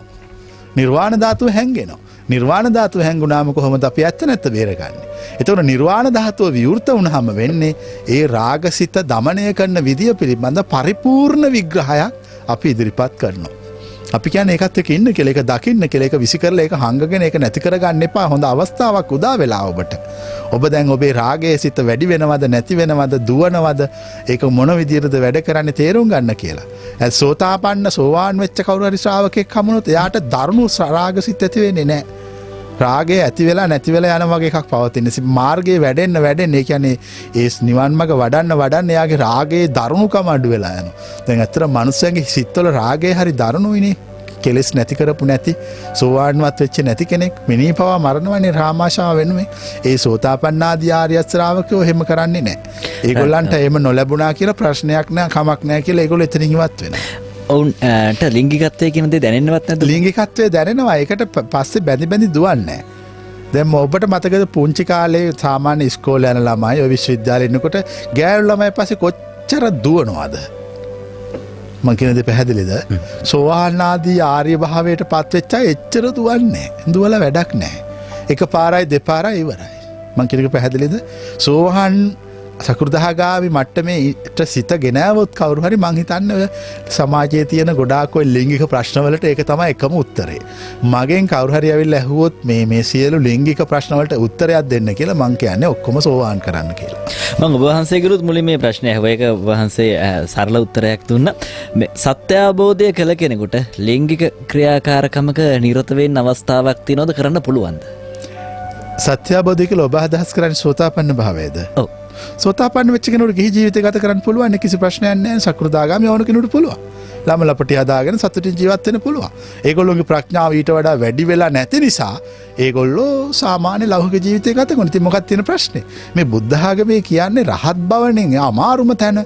එතෙන්ට ආවයන් පස්සේ ඒගොල්ලෝ ස්වෛරී වෙලා වැඩි. ඒගොල්ලන් හිත ශක්තිමත් වෙලා වැඩි. එතකොට ඒගොල්ලෝ සදාකාලික බ්‍රහ්මචාරී. ඒ රහතුන් සදාකාලික බ්‍රහ්මචාරී වෙනවා. එතෙන්ට කවුරුවත් එන්න වැඩිපුර දඟලන්න ඕනේ නැහැ. ඉස්සෙල්ලා සෝවහන් වෙලා බලමු. දැන් මේ තියෙන ප්‍රශ්නවලට මූලික ඇත්තරම සෝතාපන්න වෙච්ච කෙනෙක්ගේ හිත හරි මධ්‍යස්ථයි. හිත හරි නිවිලා තියෙන්නේ. හිතේ කිසි කලබලයක් නැහැ. හිත හතර වටේ දුවන්නේ නැහැ. එහෙම සෝවහන් නොවෙච්ච කෙනෙක් මොන තරම් හිත දුවනවද? මොන තරම් හිත දඟලනවද? මොන තරම් හිත තමුන්ට විඩාවක් ඇති කරනවද? මොන කාමයේ නිසා හිත කොයිතරම් බර වෙනවද? සෝවාන් වෙච්ච අයට එවන්නක් නැහැ. ඒගොල්ලෝ නිදහසේ සිටිනවා. ඒගොල්ලොන්ට ළමලපාට ඉන්න පුළුවන්, ගේ දරුවෝ හොඳට තියාගෙන ඉතින් ප්‍රශ්නයක් නැහැ. ඒක කියන්නේ මේ බුද්ධාගංකාරයෙක් වුණොත් සෝවාන් වෙලා නැත්තම් වැඩක් නැහැ කියලා. හොඳයි, ඔබට අවස්ථාව තියෙන 5:75:22 දුරකථන මාර්ගය ඔස්සේ දැන් අපත් සමග සම්බන්ධ වෙන්න. ඒ වගේම VFM සම්මාදිටි පිටුව හරහා සම්බන්ධ වෙන අවස්ථාව තියෙනවා. ස්වාමින් වහන්සේ මේ තවත් පැනයක් තියෙනවා. මෙන්න මේ විදියට ස්වාමින් වහන්සේ මේ ස්වයං වින්දනයේ පාපයක් විදියට සමහරුන් දකිනවා. ඇත්තටම මේක පාපයක්. එහෙම කොහෙවත් දැන් අපි යමක් පාපයක්ද නැද්ද කියලා කියන්න ඕන නිශ්චිතව සාක්ෂියක් සපයලානේ. එහෙම පාපයක්ද නැද්ද කියන එක කොහෙවත් පොතක නැහැ. එහෙම කියන්න බෑ පාපයක්ද නැද්ද කියලා. කොහොමද කියන්නේ? මම පව් කියලා පිළිගන්නේ 10යි. බුද්ධ ආදී ආර්යයන් වහන්සේලා පිළිගත්තෙත් එච්චරයි. ඒ 10 අපි මුලින් කිව්වා දස අකුසල්. අපි දස අකුසල් වලින් අයින් වෙනවා. අපි අපේ නිවන් මඟ වඩනවා, එච්චරයි. එහෙම නැතුව හැම එකටම පව් කිව්වොත් ඔය සියලටම පව් කියනවා. ඊට පස්සේ අහනවා කොණ්ඩේ කපන එක පව්ද? තට්ටේ ගාන එක පව්ද? රැවුල කපන එක පව්ද? දැන් ওই විදිහට ඇඟේ සබන් ගාන එක පව්ද? ඔහොම උත්තර දෙන්න. බෙහෙත් පැති බොන එක පව්ද? ඒ බැක්ටීරියාව දිලීර මැරෙනවනේ බෙහෙත් බිව්වාම. එහෙනම් ඉතින් මේ මෙහෙම ගියොත් එහෙම මේක නිගණ්ඨ ශාසනයක් වෙනවා. එච්චර අන්තවාදී වෙන්න ඕනේ, හැම තැනදීම මධ්‍යස්ථ වෙන්න ඕන. පස්පව් දසකුසල් වලින් විතරක් ඉවත් වුණා නම් ඇති. දැන් මටත් ඕන නම් ඔව් පව් කියලා ඔකට උත්තරේ දීලා ඇඟ බේර ගන්න පුළුවන්. නමුත් අපි එහෙම උත්තර දෙන්නේ නැහැ. එහෙම පව් කියන්නෙත් නැහැ. අපි පව් නෙමෙයි කියන්නෙත් නැහැ. අපි කියන්නේ මෙහි යථාර්ථය පැහැදිලි කරනවා විතරයි. බුද්ධ ධර්මයේ පව් කියන වචනේ යොදන්නේ දස අකුසල් වලටයි පස්පව් වලටයි විතරයි. නැතු දැන් අපි අහනවා මේ රෝල්ස් එකක් කෑවම පව්ද?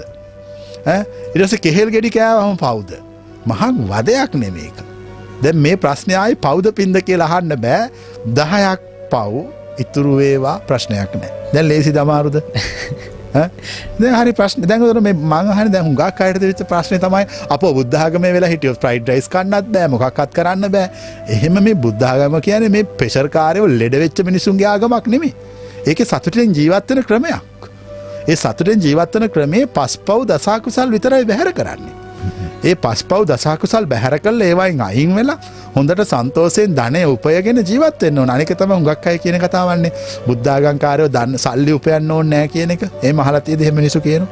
වැඩි සල්ලි ඕනේ නැහැ ඒගොල්ලෝ බුද්ධාගමේ.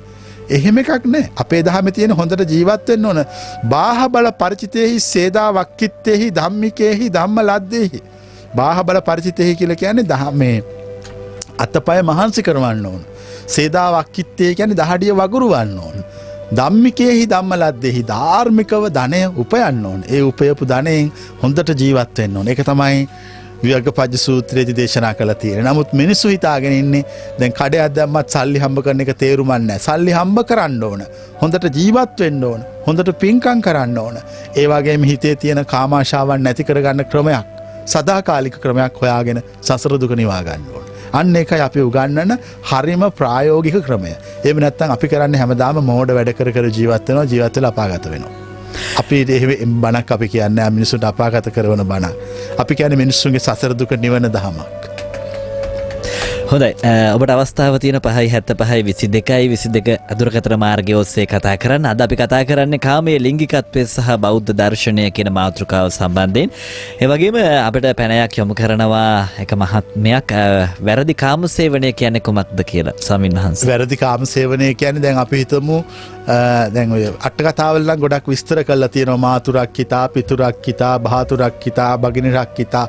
යම් අපි හිතමු මේක පැහැදිලි කරන උපමාවකින් විවාහ නොවෙච්ච කාන්තාවක් ඉන්නවා.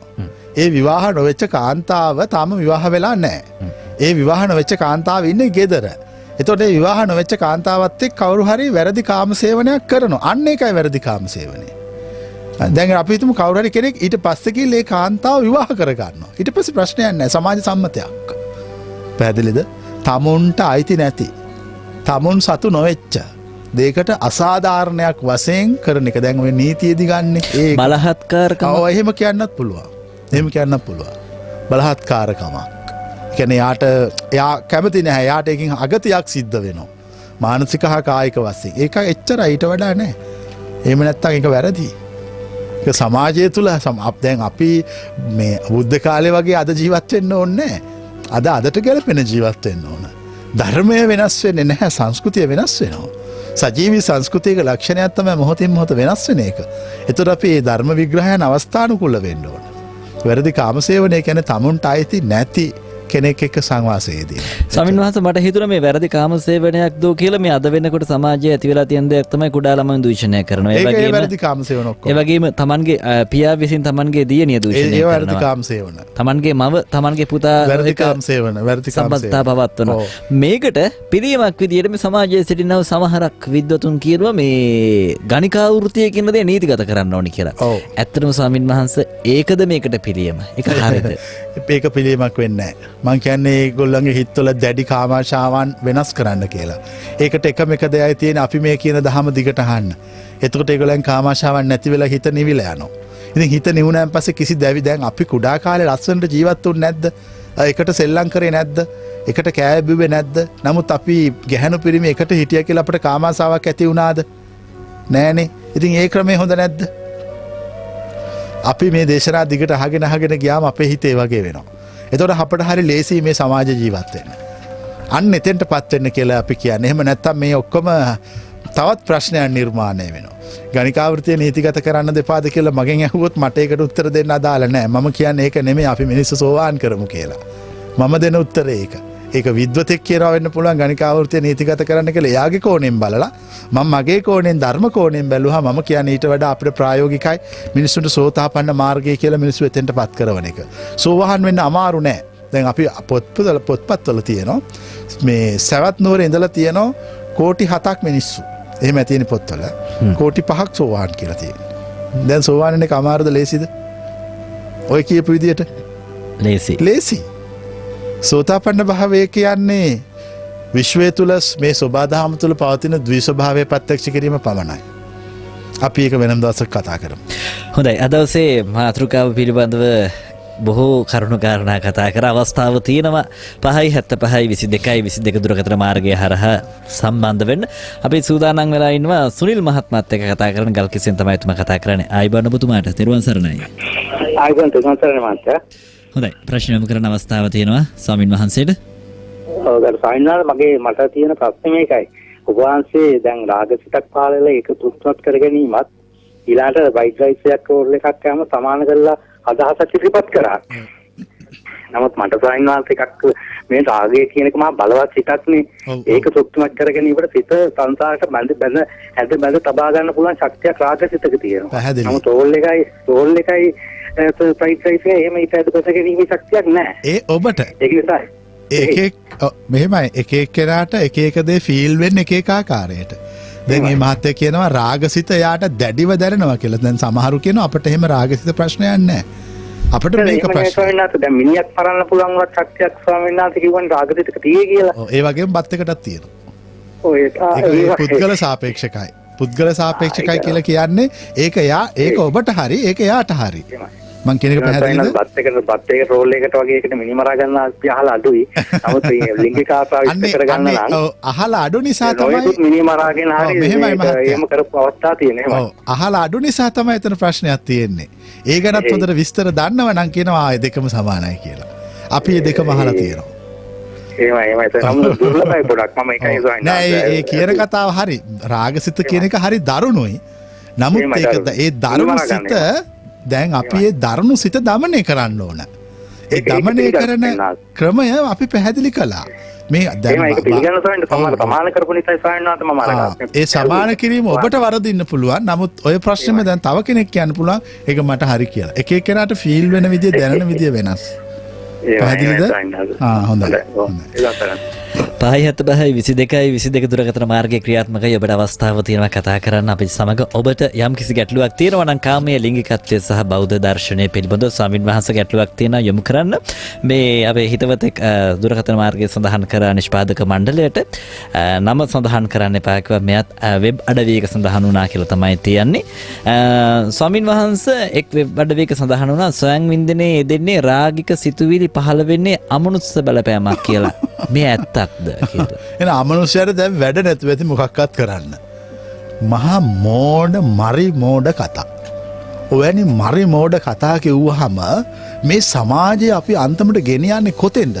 අර මීට අවුරුදු 2000කට 2500කට කලින් මිහිඳු මහරහතන් වහන්සේ ලංකාවට එන්න කලින් තිබිච්ච ගෝත්‍රික සමාජයට අපි මිනිස්සු ගෙනියනවා. මේ මොන තරම් මෝඩ කතාද? අමනුෂ්‍යයන්ට මොකටද ඕක හොය එන්නේ? අමනුෂ්‍ය මොකටද ඒව හොයන්නේ? අනික අමනුෂ්‍යයන්ට වෙන වැඩක් නැද්ද? මිනිස්සු මෙහෙමයි බණ කියනවා කියලා නොයෙකුත් විප්‍රකාර විකෘති අදහස් කියනවා. ඒ කියන්න දෙයක් නැති හින්දා. දැන් අපට ඔය වගේව කියන්න වෙලාවක් නැහැ. මොකද අපිට කියන්න බොහෝ කරුණු තියෙනවා. වෙලාව නැති එක විතරයි ප්‍රශ්නේ. තවත් මහත්මයෙක් අහනවා මේ ජාතිකානුරාගය කියන්නේත් මේ රාගයද කියලා මේ මටත් උත්තරයක් දෙන්න. හැම එකම ඉතින් රාගය තියෙන රාගය තමයි. ජාතියට උනත් ඕනවට වඩා බැඳෙන්න එපා. මම දැකලා තියෙන්නේ ජාතියට ඕනවට වඩා බැඳිලා ඉන්නේ ජාතියෙන් ජීවත් වෙන මිනිස්සු. නමුත් මේ අපි අද කතා කරන රාගයට අදාළ නැහැ මේ. ජාතියට ඕනවට බැඳිලා ඉන්නේ ජාතිය ජීවනෝපාය කරගත්ත මිනිස්සු. එහෙම නැතුව ජාතියට කවුරුවත් ඕනවට වඩා බැඳෙන්න ඕනේ නැහැ. ඉතින් ජාතිය තියෙන තැන තියෙන්න අරින්න. ඒක හැමතිස්සෙම කොලවල ගහගෙන ඇඟේ අලවගෙන යන්න ඕනේ නැහැ නේ. ඒක තමුන් නිදහසේ හිටියාම ඉවරයි. ජාතිය ජීවිතයට බාධාවක් කරගන්න එපා. කනිෂ්ක චතුරංග මහත්මයා ස්වාමින් වහන්සේගෙන් අහන ප්‍රශ්නය තමයි පරදාර සේවනය, මෛතුන සේවනය හා කාම මිත්‍යාචාරය. යන ඒවට බුදුදහමේ තියෙන අර්ථකථන මොනවද? අපි දැන් පැහැදිලි කළා කලින් එකට උත්තරයක් මම හිතන්නේ කාම. දැන් ඔය ඔක්කොම වචනේ මේ වැරදි කාම සේවනය. කෙටි උත්තරයක් අපි දෙමු. වැරදි ඔය දැන් වචන තුනක් ඔතන ඇහුවනේ පරදාර සේව, වැරදි කාම සේවම. දැන් අපි කාමයේ මිත්‍යාචාරය කියලා විස්තර කළේ. ඒ කාමයේ මිත්‍යාචාරය ගැන තමයි නැවත ඔය අහන්නේ. වචන වෙනස් කළා. හොඳයි ඔබට අවස්ථාව තියෙනවා 5:75:22 දුරකථන මාර්ගයෙන් අපත් සමග සම්බන්ධ වෙන්න. තවත් හිතවතෙක් ඉන්නවා. ඔබතුමාගේ නම සඳහන් කරන්න. පෙරවන් සර්ණයි මම දීප්ති මහත්මයා. මම යොමු කරන ප්‍රශ්නේ මේකයි. දැන් ගොඩක් වෙලාවට මේ ලිංගිකත්වය කියන එක ගොඩක් වෙලාවට අද ලාංකීය සංඝ සමාජය තුළ තිබෙන දෙයක් මේක. මේක හිම ලාංකීය කොච්චර දේ කරත් මේක රහසිගතව ලාංකීය සංඝ සමාජයේ තිබෙනවා. දැන් අපි කිසිම දෙයක් සංඝ සමාජය තුළ තිබෙන දෙයක් අපි කොහොමද මේ පොදු සමාජයෙන් මේක යුක්ත කරන්නේ? ඒක අසීරු දෙයක් නේද අපේ හැමෝටම? ඔව් මෙහෙමයි. සංඝ සමාජය කියන්නේ 아무තු එකක් නෙමෙයිනේ. සංඝ සමාජය කියලා කියන්නේ අර පොදු සමාජයේ විසින් වෙන් කරගත් කුලකයක්. ඉතින් පොදු සමාජය විසින් වෙන් කරගත් කුලකයක් භික්ෂු සමාජය. සංඝ භික්ෂු කියන්නේ දෙකක්. සංඝ කියන්නේ සත්‍ය අවබෝධයට සෝවාන් ආදී මාර්ගඵලලාභී උතුමා. භික්ෂු කියලා කියන්නේ සාමාන්‍ය මහාන වෙලා උපසම්පදා වෙලා ජීවත් වෙන අය. ඉතින් අපි කිව්වොත් එහෙම භික්ෂු සමාජය පරිශුද්ධයි කියලා ඒක කවදාකවත් වෙන්නේ නැහැ. ඒකේ යහපත් අය ඉන්නවා, හොඳ අය ඉන්නවා, නරක අය ඉන්නවා. ඒ ඔක්කොම අය ඒකේ ජීවත් වෙනවා. ඉතින් ඒ දුර්වලතාවක් තියෙනවා. දැන් අද විතරක් නෙවෙයි. දැන් පරාජිකා පාළිය හොඳට කියවපු කෙනෙක් හොඳට දන්නව කොච්චර දේවල් බුද්ධ කාලෙත් තිබුණද කියලා. ඉතින් ඒක හැමදාම තියෙනවා. ඒ වගේ මේකේ හොඳ අයත් ඉන්නවා. දැන් ඒ වගේමයි දැන් ගිහි සමාජෙත් නැද්ද තමන්ගේ දරුවත් එක්ක සංවාසය දෙන පියවරු නැද්ද? එහෙම අය ඉන්නවා. ඒ වගේම තමන්ගේ දරුවට ඊටාම භක්තිවන්තව ගත කරන පියවරු නැද්ද? ආදරයෙන් කරුණාවෙන් සලකන එහෙම අයත් ඉන්නවා. මේ සමාජ හැම එකකම පිරිසුදු මිනිස්සු වගේම අපිරිසුදු මිනිස්සු ඉන්නවා. සමස්තයක් ලෙස සියල්ල පිරිසුදු කිව්වත් වැරදි, සමස්තයක් ලෙස සියල්ල අපිරිසුදු කිව්වත් වැරදි. හැමතැනම අපි දකින්නේ සංඝ සමාජය කියලා. මම කියන්නේ උපසංස්කෘතියක් ඒක. සබ් කල්චර් එකක්. ඒකේ අර පොදු සමාජයේ තියෙන දුර්වලතා තියෙන පුළුවන්. ඒ වගේම ඊටාම යහපත් අයත් ඒකේ ඉන්නවා. ඊටාම දුෂ්ට නපුරු මිනිස්සුත් ඒකේ ඉන්නවා. දෙගොල්ලොම ඉන්නවා. ඉතින් සාමාන්‍ය සමාජය වගේම තමයි. මිනිස්සු හිතාගෙන ඉන්න සංඝ සමාජික එක මහා ගෞරවනීය සමාජයක් කියලා. මම නම් එහෙම පිළිගන්නේ නැහැ. ඒක සාමාන්‍ය සමාජය වගේ. ඒක ඊටාම හොඳ අයත් ඉන්නවා. ඊටාම නරක අයත් ඉන්නවා. ඔබට අවස්ථාව තියෙනවා 5:75:22 දුරකථන මාර්ගයෙන් අපිට සමග සම්බන්ධ වන්න. ඒ වගේම VFM සම්මාදිටි පිටුවේ ඔබේ ගැටළු යොමු කරන්න. අපි අවස්ථාව දෙනවා තවත් හරියටම විනාඩි 26ක පමණ 36ක පමණ කාලයක් තියෙනවා මේ වැඩසටහන කරගෙන යන්න. මේ අවස්ථාවේදී අපි තවත් පැනයක් යොමු කරන්න සූදානම් වෙනවා ඔබ වහන්සේට. ස්වාමින් වහන්සේ මේ පැනයත් යොමු කරලා තියෙන්නේ මුහුණුපත මාර්ගයෙන්. ඔහු විමසන කාරණාවක් තමයි අද අපේ පරම්පරාව පවත්වාගෙන යන සබාදහමෙන් දායාද කළ ස්වභාවික දෙයක් තමයි කාමය, ලිංගිකත්වය කියන්නේ. ඇත්තටම බුදුදහමෙන් කාමයෙන් වෙන් කිව්වම අපි සබාදහමට එරෙහි වෙනවාද කියලා තියෙනවා. වෙන තියුවා සබාදහමට එරෙහි වෙනවාද කියලා තමයි. දැන් කවුරු හරි කෙනෙක් සබාදහමට එරෙහි වුණොත් ඒ සබාදහමට එරෙහි වෙච්ච කෙනාට සබාදහම දඬුවම් දෙන්නේ නැද්ද? දඬුවම් දෙන්න ඕන. මං අහන්නේ එහෙනම් සබාදහම දඬුවම් දෙන්න ඕන ඇත්තටම අර ළමලපටි හදලා ඉන්න මිනිස්සුන්ටද රහතුන්ටද? ළමාලපට හදලා තියෙනවා. නෑනේ රහතුන්ට දනුවන් දෙනවා නෑ ඒගොල්ලෝ අර පැවැත්මෙන් අයින් වුණානේ. නමුත් ඒගොල්ලන්ගේ නෙමෙයි වැරද්ද වෙන්නේ කියලා. ඕ නෑ ඒ ළමලපටි හදන අයට දනුවන් දෙන්නේ නෑ ඒගොල්ලෝ පරම්පරාව පවත්වගෙන ළමයි හදාගෙන යනවා සෝබා දහමට එකතු වෙලා ඉන්නේ. රහත් වෙච්ච උත්තම එකෙන් අයින් වෙලා ඒගොල්ලෝ නිදහසේ බ්‍රහ්මචාරීව ජීවත් වෙනවා. ඒතකොට ඒගොල්ලෝ සෝබා දහමෙන් අයින් වෙලානේ ඉන්නේ ඔය ප්‍රශ්නේ හැටියට. මම කියන විදිහට නේ ඔය ප්‍රශ්නේ හැටියට. එතකොට මෙතන දනුවන් දෙන්න ඕන අර සසරේ ඉන්න මිනිස්සුන්ට සසරෙන් අයින් වෙච්ච මිනිස්සුන්ටද. සසරෙන්. ඒ වුණාට ලෝකේ වැඩිම සන්තෝෂෙන් සතුටෙන් ජීවත් වෙන්නේ සසරේ ඉන්න මිනිස්සුද සසරෙන් අයින් වෙච්ච මිනිස්සුන්ටද. සසරේ ඉන්න මිනිස්සු. සසරෙන් අයින් වෙච්ච. සසරෙන් අයින් වෙච්ච මිනිස්සු. ඒතකොට සෝබා දහම සලකලා තියෙන්නේ සසරේ ඉන්න මිනිස්සුන්ටද සසරෙන් අයින් වෙච්ච මිනිස්සුන්ටද.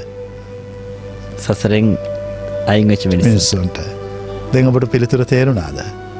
සෝබා දහම කියලා කියන්නේ මේ කාමාශාවල් පටලවාගෙන මේ සංසාරේ දිග්ගහ ඉපදිපදි මෙරි වේදනා විඳ දුක් විඳ මේ කරදර ගන්ධක් කරේ තියාගෙන පව් ගෙව පින් ගෙව යන්න කියලා නෙමෙයි. මේකෙන් ගැලවෙන්න කියලා. මිනිස්සෙක් ශ්‍රේෂ්ඨ වන්නේ අපි කියනවානේ මේ ලෝකේ ජීවත් වෙන උතුම්ම කෙනා, උතුම්ම සත්වයා මිනිහා. මං අහන්නේ මොකටද මේ මිනිස්සු මේ මනුස්ස ලෝකෙට එන්නේ? ඇයි මිනිස්සු ගෙවල් හදන්නේ? දරුවෝ හදන්නේ? රස්සාවල් කරන්නේ? අන්තිමට මේ සියලු දේවල් කළා කියනවා ඇවිල්ලා අපිට හුඟක් අත්දැකීම් බහුලයි. සමාජයේ ඉන්න විවිධ වයස් කාණ්ඩවල අයත් එක්ක මම කතා කරනවා. ඒගොල්ලන්ගේ ජීවිත, ඒගොල්ලෝ හැසිරිච්ච විදිය, ඒගොල්ලෝ දැන් දරන අදහස්, මතිමතාන්තර මේ සියල්ල පිළිබඳව මම විශ්ලේෂණය කරනවා. හුඟක් අය වයසට ගිහිල්ලා ඇවිල්ලා කියන්නේ ඔක්කොම බොරු කියලා. ඔක්කොම බොරු කියලා කියනවා. ඒතර මට ප්‍රශ්නයක් එනවා. මමත් මේ මෝඩයෝ වගේ මේ නිවන් මඟ හොයාගන්නේ නැතුව, මේ සසර දුක නිවාගන්නේ නැතුව අර ගොඩට වැටිලා හිටියනම් මටත් කවදක හරි කියන්න වෙනවා මුළු ජීවිතේ බොරුවක් කියලා. මට එහෙම කියන්න අවශ්‍ය නැහැ දැන්. මං මේ මායාව සොයාගත්තා. තේරුම් ගත්තා. මං එකෙන් අයින් වුණා. මං නිදහස් වුණා. මට ආයෙ උපතක් නැහැ. ඉතින් මං කියන්නේ ඒක තමයි සෝබා දහම. අපි සෝබා දහමට විරුද්ධව කටයුතු කළේ නැහැ. අපි සෝබා දහමට සදාකාලිකව එකතු වුණා. සෝබා දහමට සදාකාලිකව එකතු වුණා. ඒ එකතු වෙන්න අවශ්‍ය කරන පදනම පසුබිම තමයි ඔබලාට මේ දේශනා කරන්නේ. එතකොට මේක අහලා මේ කියන උතුම් තත්වයට පත් වෙන්න හැමදාම සෝබා දහම ආශිර්වාද කරන්නේ රහතුන්ට මිසක් සසර දුකෙන් පීඩාවට පත් වෙච්ච මිනිසුන්ට නෙවෙයි. සම්මාදිට වැඩසටහන ශ්‍රවණය කරන අපේ හිතවතියක් ඉන්නවා මේ වෙලාවේ දුරකථන මාර්ගෙන් 57522 සුමිත්‍රා මහත්මිය අයිබෝවන්. අයිබෝවන්. ඔබතුමියට අද දවසේ අහන්න තියෙන්නේ කුමක් ගැනද? මට තියෙන්නේ මගේ පුතා අවුරුද්දේ දෙසැම්බර් මාසෙ විභාගය කරනවා. අයිබෝවන්. ඔව් ඔබතුමිය මේ දුරකථන මාර්ගෙන් පමණක් සම්බන්ධ වෙන්න මා සමග රේඩියෝවෙන් කතා කරන්නේ නැතුව. රේඩියෝවේ හඬ අඩු කරලා කතා කරන්න අපිත් එක්ක. අද දවසේ මාතෘකාවට සම්බන්ධ දෙයක්ද ඔබතුමිය කතා කරන්නේ? මට මේ කතා කරන්න තියෙන්නේ මගේ මේ දරුවෙක් ගැන කතා කරන්න තියෙන දරුවෙක් ගැන එයා මේ අධ්‍යාපනය හදාරන්න එයාගේ තාක් සෑහෙන මහන්සියනවා ඉක්කිලිනවා. එයා දෙයක් හදාගන්න අකමැති මේ පාඩම් කරන්නේ නැහැ, කිසි දෙයක් කරන්නේ නැහැ. දැන් ෆෝන් එකක් තියාගෙන මේ ගේම් ගහනවා. එයාට අපි මේ පුතා කරන වියදමයි දිහා බලනකොට එයා මගේ පුතා මේ මුණුපුරා පෙර කරපු අකුසලයක් පරිසම් දෙනවද මගේ පුතාට කියලා දැනගන්න ඕනේ. හොඳයි ඔබට මේ අවස්ථාව ලබා දෙන්නේ අපි තාමත් වටිනා ගුවන් කාලයක් අද දවසේ මාතෘකාවට අදාළ දේ පමණක් කතා කරන්න කියලා ඊටමත් ආයාචනා කරනවා ස්වාමින් වහන්සේ.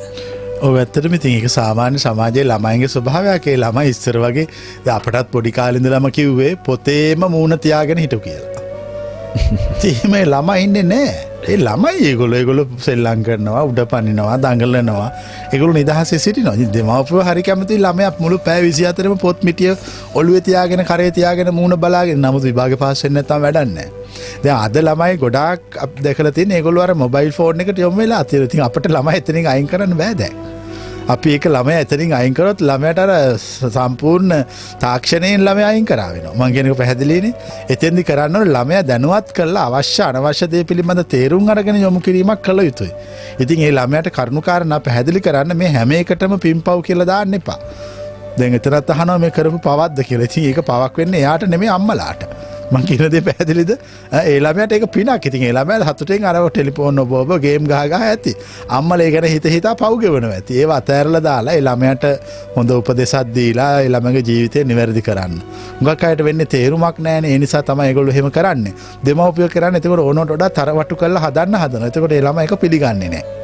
ඒ නිසා දෙමව්පියෝ එතෙන්දි කරන්න ඕන ඊට වඩා සමාජයේ ඉන්න ඉහළ කෙනෙකුට ගෙනහිල්ලා කතා බහ කරවලා උපදෙස් දීලා යාගේට සමතුලිත කළා නම් ඇති. මේ සියල්ල ඉවත් කරන්න එපා.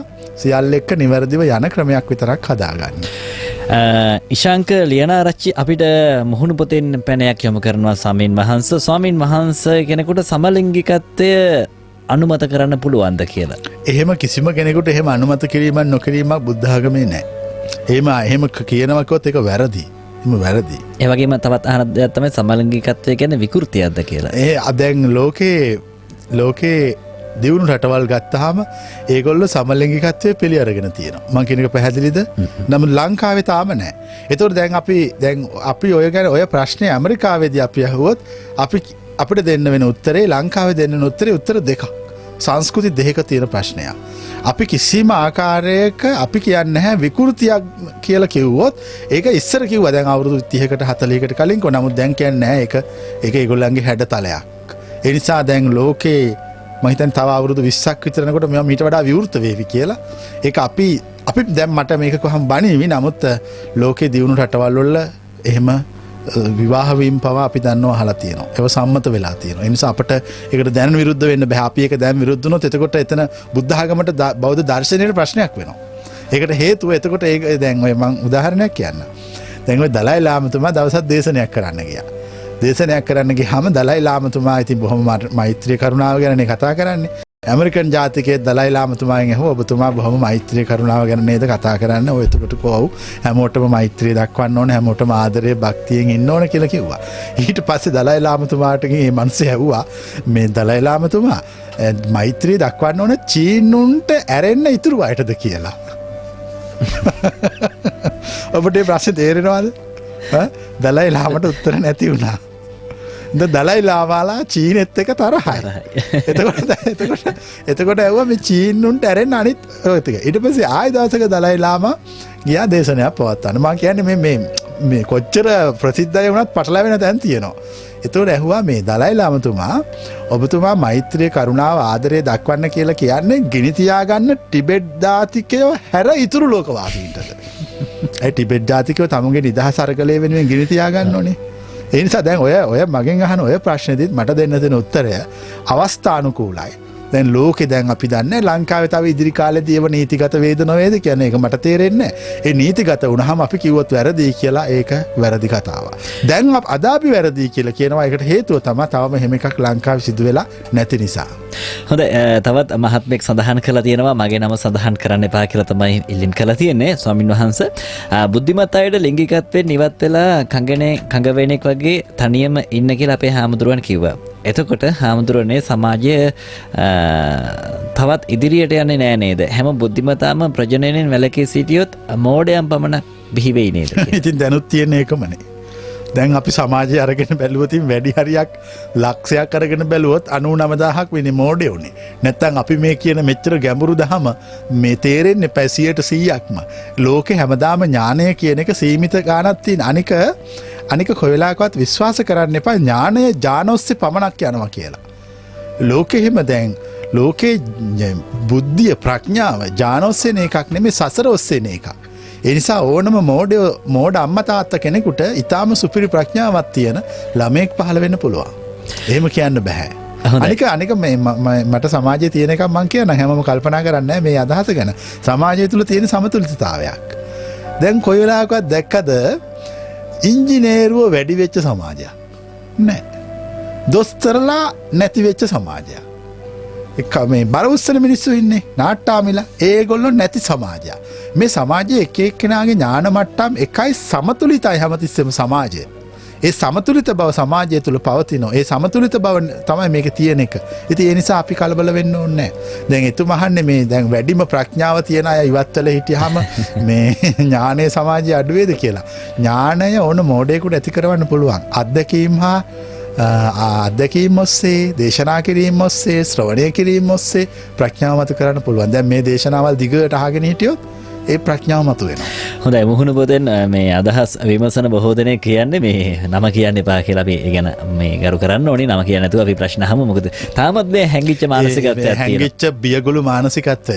ඒක සංස්කෘතික බැරියර් එකක්. අපි මේ කෙලින් කතා කරන වෙලාවේ මේ කෙලින් කතා කරලාම ඉවරනේ නම කියලා. අනික ඉතින් ඔය දැන් Facebook එකේ නම් ගොඩක් බොරු නන්නේ තියෙන්නේ. අපි සූදානම් වෙනවා දුරකථන මාර්ගෙන් තවත් අසන්නෙක් සම්බන්ධ කරගන්න. සංජය මහත්මයා ඉන්න අනුරාධපුරයෙන් අයිබෝන් ඔබතුමාට. අයිබා මහත්තයා මම ඉස්සෙල්ලාම මගේ ස්වාමින් වහන්සේට නමස්කාර කරනවා. මම අනුරාධපුරයෙන් සංජය කියලා කෙනෙක් කතා කරන්නේ ස්වාමීන් වහන්සේ. ඔව්. මට අපේ ආම්දරනේ දැනගන්න ඕනේ දැන් සංවින්දනය කියලා කියන දේ කායික ක්‍රියාවක්නේ. ඔව් ඔව්. ඒ ක්‍රියාවට සාමාන්‍යයෙන් අපි ඒක කායික ක්‍රියාවක් විතරක්ම නෙවෙයි සිතුවිල්ලකුත් සම්බන්ධ වෙනවානේ. ඒ සිතුවිල්ල සම්බන්ධ වුණාම එතනින් ස්වාමීන් වහන්සේ පාපයක් සිද්ධ වෙනවා. ඒ කියන්නේ විකිපීඩියා නිදහස් ඉස්සකොසෙත් තියෙනවා හැම ආගමකින්ම සංවින්දනය කියන එක පාපයක් කියලා. ඒ වුණාට මට මේක ලොකු ගැටලුවක් අපේ හඳුනන්නේ. ඕනම දෙයක් පාපයක් කරගන්න පුළුවන් නේ. දැන් අපි අහලා තියෙනෝනේ ඒරක පත්‍ර නාගරාජාගේ කතාව. ඒරක පත්‍ර කියලා නම් මේ නාගරාජයෙක් සිටියා. එතකොට ඒක හාමුදුරු කෙනෙක් ඒරක පත්‍ර කියලා තනකොළ වර්ගයක් තිබුණා. ඒ හාමුදුරුව අර ඔරුවේ යනකොට උපසම්පදා භික්ෂුන් වහන්සේ තනකොළ කැඩුවා. ඒ කඩල ඒක අවත් දෙසුවේ නැතුව ඒ ගැන කල්පනා කරලා හිත ගොඩාක් කීරි ගැහෙන තත්ත්වයට පත් කරගත්තා. ඕනම දෙයක් පවක් කරගන්න පුළුවන්. ඕනම දෙයක් හිතන විදිහේ ප්‍රශ්නේ තියෙන්නේ. දැන් තනකොළ කැඩුවයි කියලා කෙනෙක් තිරිසන් ආත්මෙ උපදින්න ඕනේ නෑනේ. නමුත් තනකොළ කැඩීම පවක් බවට පත් කරගන්න පුළුවන් තමුන්ට එක කුකුසක් වශයෙන් ඇති වුණොත්. මට මෙතන දකින්නේ සමාජයේ මිනිස්සු ඕන නැති දේවල් ඕනවට වඩා අල්ලගෙන ඒවත් එක හිර වෙලා ජීවත් වෙනවා. අපි විවෘතව කතා කරනවා. අපි කියන්නේ මේ කිසි දෙයකට හිර වෙන්න එපා, නිදහසේ ජීවත් වෙන්න කියලා. ආගම කියන එක අපි යොදා ගන්න ඕන ජීවිතේ යහපත් කරන්න මිසක් මිනිස්සුගේ ජීවිත අවුල් කරලා මිනිස්සුගේ ජීවිත බර කරන්න නෙමෙයි. ඒ නිසා නිදහසේ ජීවත් වෙන්න තමුන්ට අවශ්‍ය විදියට. දැන් අපි හිතමු කෙනෙක් රහත් බවට පත් වුණා කියලා. ඒත් ඒ කායික ක්‍රියාවන් මේ විදියට සිද්ධ වෙනවා. ඒක සාමාන්‍යයි. එතකොට එයාට ඒ කායික ක්‍රියාවන්ගෙන් අයින් වෙන්න බෑ. වයසට ගියාම දැනෙන ඒවා, තරුණ කාලේ දැනෙන ඒවා ඒ විදියට මේවා වෙනවා. එහෙම වෙන්නේ නැත්නම් එයාගේ ශාරීරියේ පොඩි අවුලක් වෙලා තියෙනවා. දැන් හුඟක් අය හිතාගෙන ධර්මාවබෝධය වුණායින් පස්සේ ඒගොල්ලෝ මහා අමුතු කෘත්‍රිම මිනිස්සු කියලා. නැහැ. ඒගොල්ලෝ සාමාන්‍ය විදියට මේගොල්ලෝ ජීවත් වෙනවා. ඒගොල්ලන්ගේ වයසත් එක්ක ඒගොල්ලන්ගේ ශාරීරියේ සිදුවෙන වෙනස්කම් ඒ විදියට මේව සිද්ධ වෙනවා. ඉතින් අපි ඒ සියල්ලට මුහුණ දෙන්න ඕන. එහෙම නැතුව වෙන්නේ නැහැ. දැන් කෙනෙක් නිවන් දැක්කත් ඒව ඒ විදිහටම සිද්ධ වෙනවා. ඒ කායික වෙනස් වීම එහෙමමයි. දැන් අවුරුදු අපි හිතමු කෙනෙක් අවුරුදු 60 70 වෙනකොට දුර්වල වෙනවා. එයා රහත් වුණා කියලා ඒ දුර්වල නොවී සිටින්නේ නැහැ. එතකොට එයාට ඒ කායික ක්‍රියාවට එයාට ඔරොත්තු දෙන්න වෙනවා. ඒකට හැඩ ගැහෙන්න වෙනවා. එච්චරයි. අනිකුත් ඒවත් එහෙමමයි. කෑම කනකොට අනික් සියලු ක්‍රියාදාමත් ඒ වගේම. ඒ නිසා මේ කිසි දෙයක් ඕනවට වඩා ඇඟට අරගන්න එපා. එහෙම ඇඟට ගත්තොත් මං හිතන්නේ ලොකු බරයි ජීවිතේ. හොඳයි 5:72 දුරකථන මාර්ගෙන් තවත් අසන්නෙක් සිටිනවා. අපිත් එක්ක කතා කරන අයිබෝන් ඔබතුමාට. ආයිබෝන්. ඔබතුමාට මුලින්ම කියන්න ඕනි මේ ගුවන් විදුලි යන්ත්‍රයේ හඬ අඩු කරලා අපිත් එක්ක කතා කරන්න කියලා. හරි. මේ ආයිබෝන්. ඔබතුමාට මුලින්ම සඳහන් කරන්න ඕනේ ගුවන් විදුලි යන්ත්‍රයේ හඬ අඩු කරලා අපිත් එක්ක කතා කරන්න කියලා. මොකද මේ දුරකථන මාර්ගෙන් පමණක් උත්තර දෙන්න. මේ අපේ සාමුදුරනේ මම කතා කරන්නේ මේ ගාල්ලි පොද්දෙන් ගුණවර්ධන කියලා කෙනෙක්. මේ සාමුදුරනේ මට දැනගන්න ඕන දැන් ওই සෝවාන් පත්තරපත් වෙන්න අපි අහලා තින්නේ කල්යාණ මිත්‍ර සම්පත්තිය, ඒ වගේම සද්ධම්ම ශ්‍රවණය, යෝනිසෝ මනසිකාර්ය, ධම්මානුධම්ම ප්‍රතිපදාව කියන එක. මෙන්න මේ ක්‍රම අතර මූලිකව අපි අවතීර්ණ වෙන්නේ කොහොමද මේ සෝතාන පන්න පත්තරපත් වෙන්නේ කොහොමද කියලා ආම්දුරනේ මම මේ ඒ ටික දැනගන්න කැමතියි ආම්දුරනේ. ඒ දැන් ඒ කියපු කාරණාවේ 4 වෙනි එක සම්පූර්ණ කරගත්තොත් හරියට හරි. ධම්මානුධර්ම ප්‍රතිපත්තියට ප්‍රවිෂ්ඨ වීම. ධම්මානුධර්ම ප්‍රතිපත්තියට ප්‍රවිෂ්ඨ වීම කියලා කියන්නේ සෝතාපන්න භාවයට ඍජුව ගමන් කළ හැකි දහමක් ශ්‍රවණය කරන්න ඕන. දැන් හුඟක් අය සෝතාපන්න කී බොරුවට කෑ ගැහුවට ඍජුව කියන්නේ නැහැ මෙන්න මේකයි සෝතාපන්න මෙන්න මෙතෙන්ට ආව නම් මේ ප්‍රශ්න ඉවරයි කියලා. ඒ වගේ මේ වෙච්ච අයට ඒක තේරෙන්නේ නැත්නම් මේක තමයි සෝතාපන්න කියලා. මොකද එහෙම උනේ නැහැ කලින් මීට අවුරුදු 10කට පහළ. දැන් හරි. දැන් අපි මේ සෝතාපන්න භාවයට ඍජුව පත් වෙන ක්‍රමයක් පැහැදිලි කළා. ඒකට යන ශ්‍රවණය කළ යුතු යමක්, පැහැදිලි කරගත යුතු යමක්, වඩාගත යුතු, වර්ධනය කරගත යුතු මාර්ගයක් ඍජුව දැක්කුවා. වටේ යන්නේ නැතුව කෙලින්ම කිව්වා. අන්නේ ඍජුව දක්වපු මාර්ගය තමයි ධර්මානුධර්ම ප්‍රතිපත්තිය. දැන් පැහැදිලිද? ඒක තමයි ධර්මානුධර්ම ප්‍රතිපත්තිය. ඒ ධර්මානුධර්ම ප්‍රතිපත්තිය කවුරු හරි තේරුම් ගත්තොත් ඒ තේරුම් ගැනීමම ප්‍රමාණවත් සෝවාන් වීමට. දැන් අපි මේ ධර්මානුධර්ම ප්‍රතිපත්තිය අපට කවුරු හරි කියනවනම් අපට ඒ ධර්මානුධර්ම ප්‍රතිපත්තිය කියන කෙනා සෝවාන් භාවයට වඩා ඉහළට ගියපු කෙනෙක් වෙන්නේ නැතිනේ. අන්න එයා තමයි කල්යාණ මිත්‍රයා. දැන් අපි හැමෝම හිතන්නේ කල්යාණ මිත්‍රයා කියන්නේ දැන් අපිට බඩගිනි වෙලාවක බත් මුලක් දුන්නාම අපි කියනවා එයා තමයි කල්යාණ මිත්‍රයා කියලා. එයා කල්යාණ මිත්‍රයා නෙමෙයි. කල්යාණ මිත්‍රයා අපි සසරේ දෙවරක් දකින්නේ එකවරයි දකින්නේ. ඔබට මං කියන දේ තේරුණාද? කල්යාණ මිත්‍රයෙක් සංසාරේ දෙපාරක් දකින්නේ එක ආත්මික එකපාරක් දකින්න එක්කෙනෙක්. එයා තමයි කල්යාණ මිත්‍රයා. ඇත්තටම කල්යාණ මිත්‍රයා කියලා කියන්නේ රහතිකුට බුදු කෙනෙකුට විතරයි. වෙන අවශේෂ මිනිස්සුන්ට කල්යාණ මිත්‍රයා කියන වචනය යොදන්න බෑ. එයා දෙපාරක් නැතුව එකපාරක් දැකලා සසර ඉවර කරනවා. එයාගෙන් පණිවිඩය ගන්න අපි එකපාරයි. අපි ඊට පස්සේ පණිවිඩය වඩනෝ. ඒ ධර්මානුධර්ම ප්‍රතිපත්තිය වඩනෝ. ඒ ඇත්තටම උන්වහන්සේ තමයි සත්පුරුෂයා. වෙන සත්පුරුෂයෙක් අපට ජීවිතේ කොහෙවත් හම්බ වෙන්නේ නැහැ. ඒ සත්පුරුෂයා අපට සසර දුක නිවන මඟ කිව්වා. ඉතින් ওই කරුණු ටික සම්පූර්ණ වුණාම එතන සෝතාපට්ටිය පවතිනවා. ඇත්තටම සෝවහන් වෙන එක හරිම පැහැදිලිව අපි දවසක කතා කරන්න ඕන. එතකොට මේ දේශනාව අහුවාම ඔය හුඟක් ඔය දැන් භාවනා කළා සමහර වෙන අතහැරලා දාලා ඉන්නෝනේ. මේක හරියන්නේ නැහැ බොරු වැඩ කියලා. අන්න ඒගොල්ලෝ සෝවහන් වෙන්න පුළුවන් හුඟ දෙනෙක්. ඊට අමතරව මේ දේශනාව අහන අය සෝවහන් වෙන්න පුළුවන්. ඊට අමතරව මේ නිදහසේ ඉන්න අය කිසිම ආගමක් ධර්මයක් නැතුව ඔහේ ඉඳගෙන ආන්න ඒගොල්ලෝ සෝවහන් වෙන්න පුළුවන්. විවිධ තරාතිලංගන ප්‍රඥාවන් මට්ටම් තියන අය දහම ඇහුවාම සෝවහන් වෙනවා. ඇත්තටම සෝවහන් වෙන්න භාවනා කරලා නෙමෙයි සෝවහන් වෙන්නේ. බණ අහලා. ඒ ධර්මානුධර්ම ප්‍රතිපත්තිය අහලා.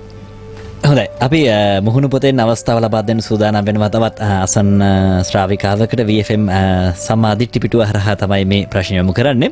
චංචලා පෙරේරා අහනවා මෙන්න මේ වගේ ප්‍රශ්නයක් ඔබ වහන්සේගෙන්. ස්වාමින් වහන්සේ අකමැත්තෙන් විවාහ වුණ කෙනෙක් Tamanගේ ස්වාමි පුරුෂයා හෝ බිරිඳ හැර වෙනත් ආදරයක් නැත්නම් තවත් කෙනෙක් එක්ක සම්බන්ධතාව පවත්වන එක මේ ඒ කියන්නේ Tamanගේ හිතට දැනෙන කෙනෙක් එක්ක සම්බන්ධතාවයක් පවත්වන එක කමක් නැද්ද? ඒක ආදරයක්ද? සම්පූර්ණ වැරදි. සම්පූර්ණ වැරදි. අපි ඒකට කියන්නේ වැරදි කාමසේවනය කියලා. දැන් හිතට තවත් කොටසක් තියෙනවා මේක පවක් කියලා තේරෙනවා. ඒක නිසා මේකට මොකක් හරි පිළියමක් දෙන්න කියලා තමයි කියන්නේ. මොකක් හරි මොකද්ද? එකම පිළියමකින් අයින් වෙන එක එච්චරයි. ඒක පවක් එක වරද්දක්. එයා කියන්නේ සාම්ප්‍රදායිකව මේක වරදක් කියලා දන්නවා කියලා කියනවා. ඔව් ඒ දැනීමම තමයි අපිට කියන්න තියෙන්නේ. අපිට ඊට වඩා එහා එකක් කියන්න බෑ. අපිට කොයි වෙලාවකවත් කියන්න බෑ. එතකොට එයාගේ දැන් අපි කිව්වොත් එයාගේ ඒ කරන ක්‍රියාදාමයේ හරි කියලා ඒ ක්‍රියාදාමය තුළ එයාට මානසික අසහනයක් නොතිබිය යුතුයිනේ. මම කියන දේ පැහැදිලිද? ඉතින් එයාට දැන් ඒ ක්‍රියාදාමයේ වැරදි නිසා තමයි ඒක තුළ ලොකු මානසික අසහනයක් තියෙන්නේ. මම කියන එක පැහැදිලිද? යම් ක්‍රියාදාමයක් තුළ මානසික අසහනයක් පවතිනවා නම් ඒක කරන්න එපා කොයි වෙලාවකවත්.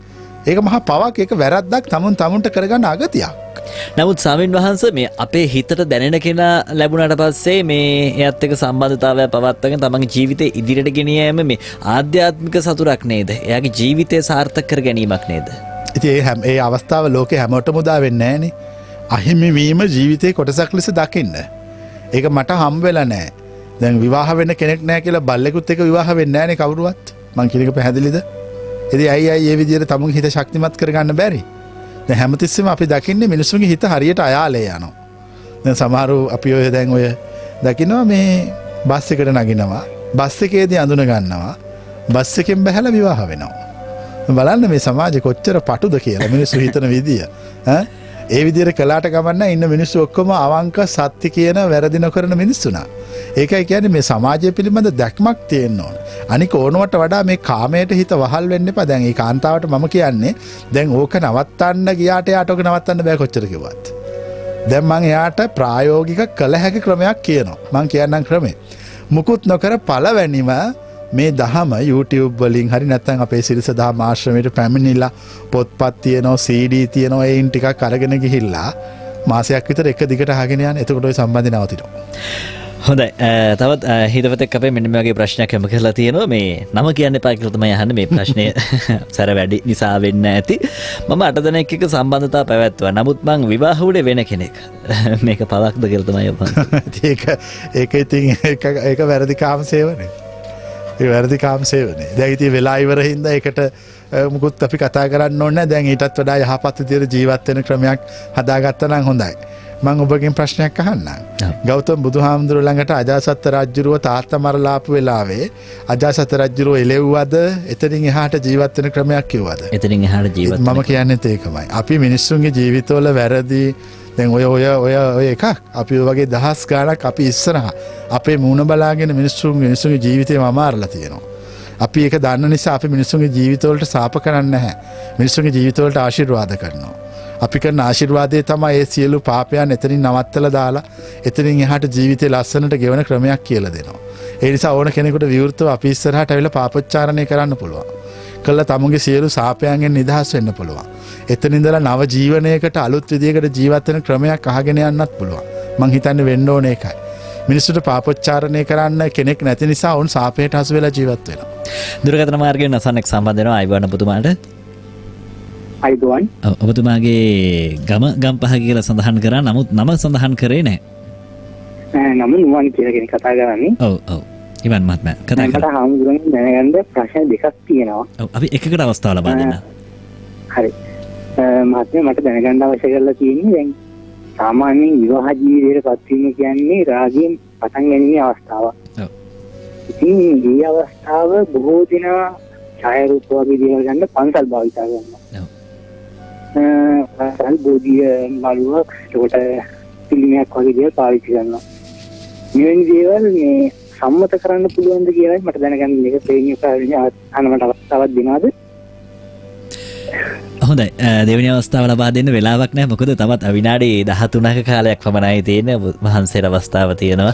ඒක සංස්කෘතික ප්‍රශ්නයක් නේ.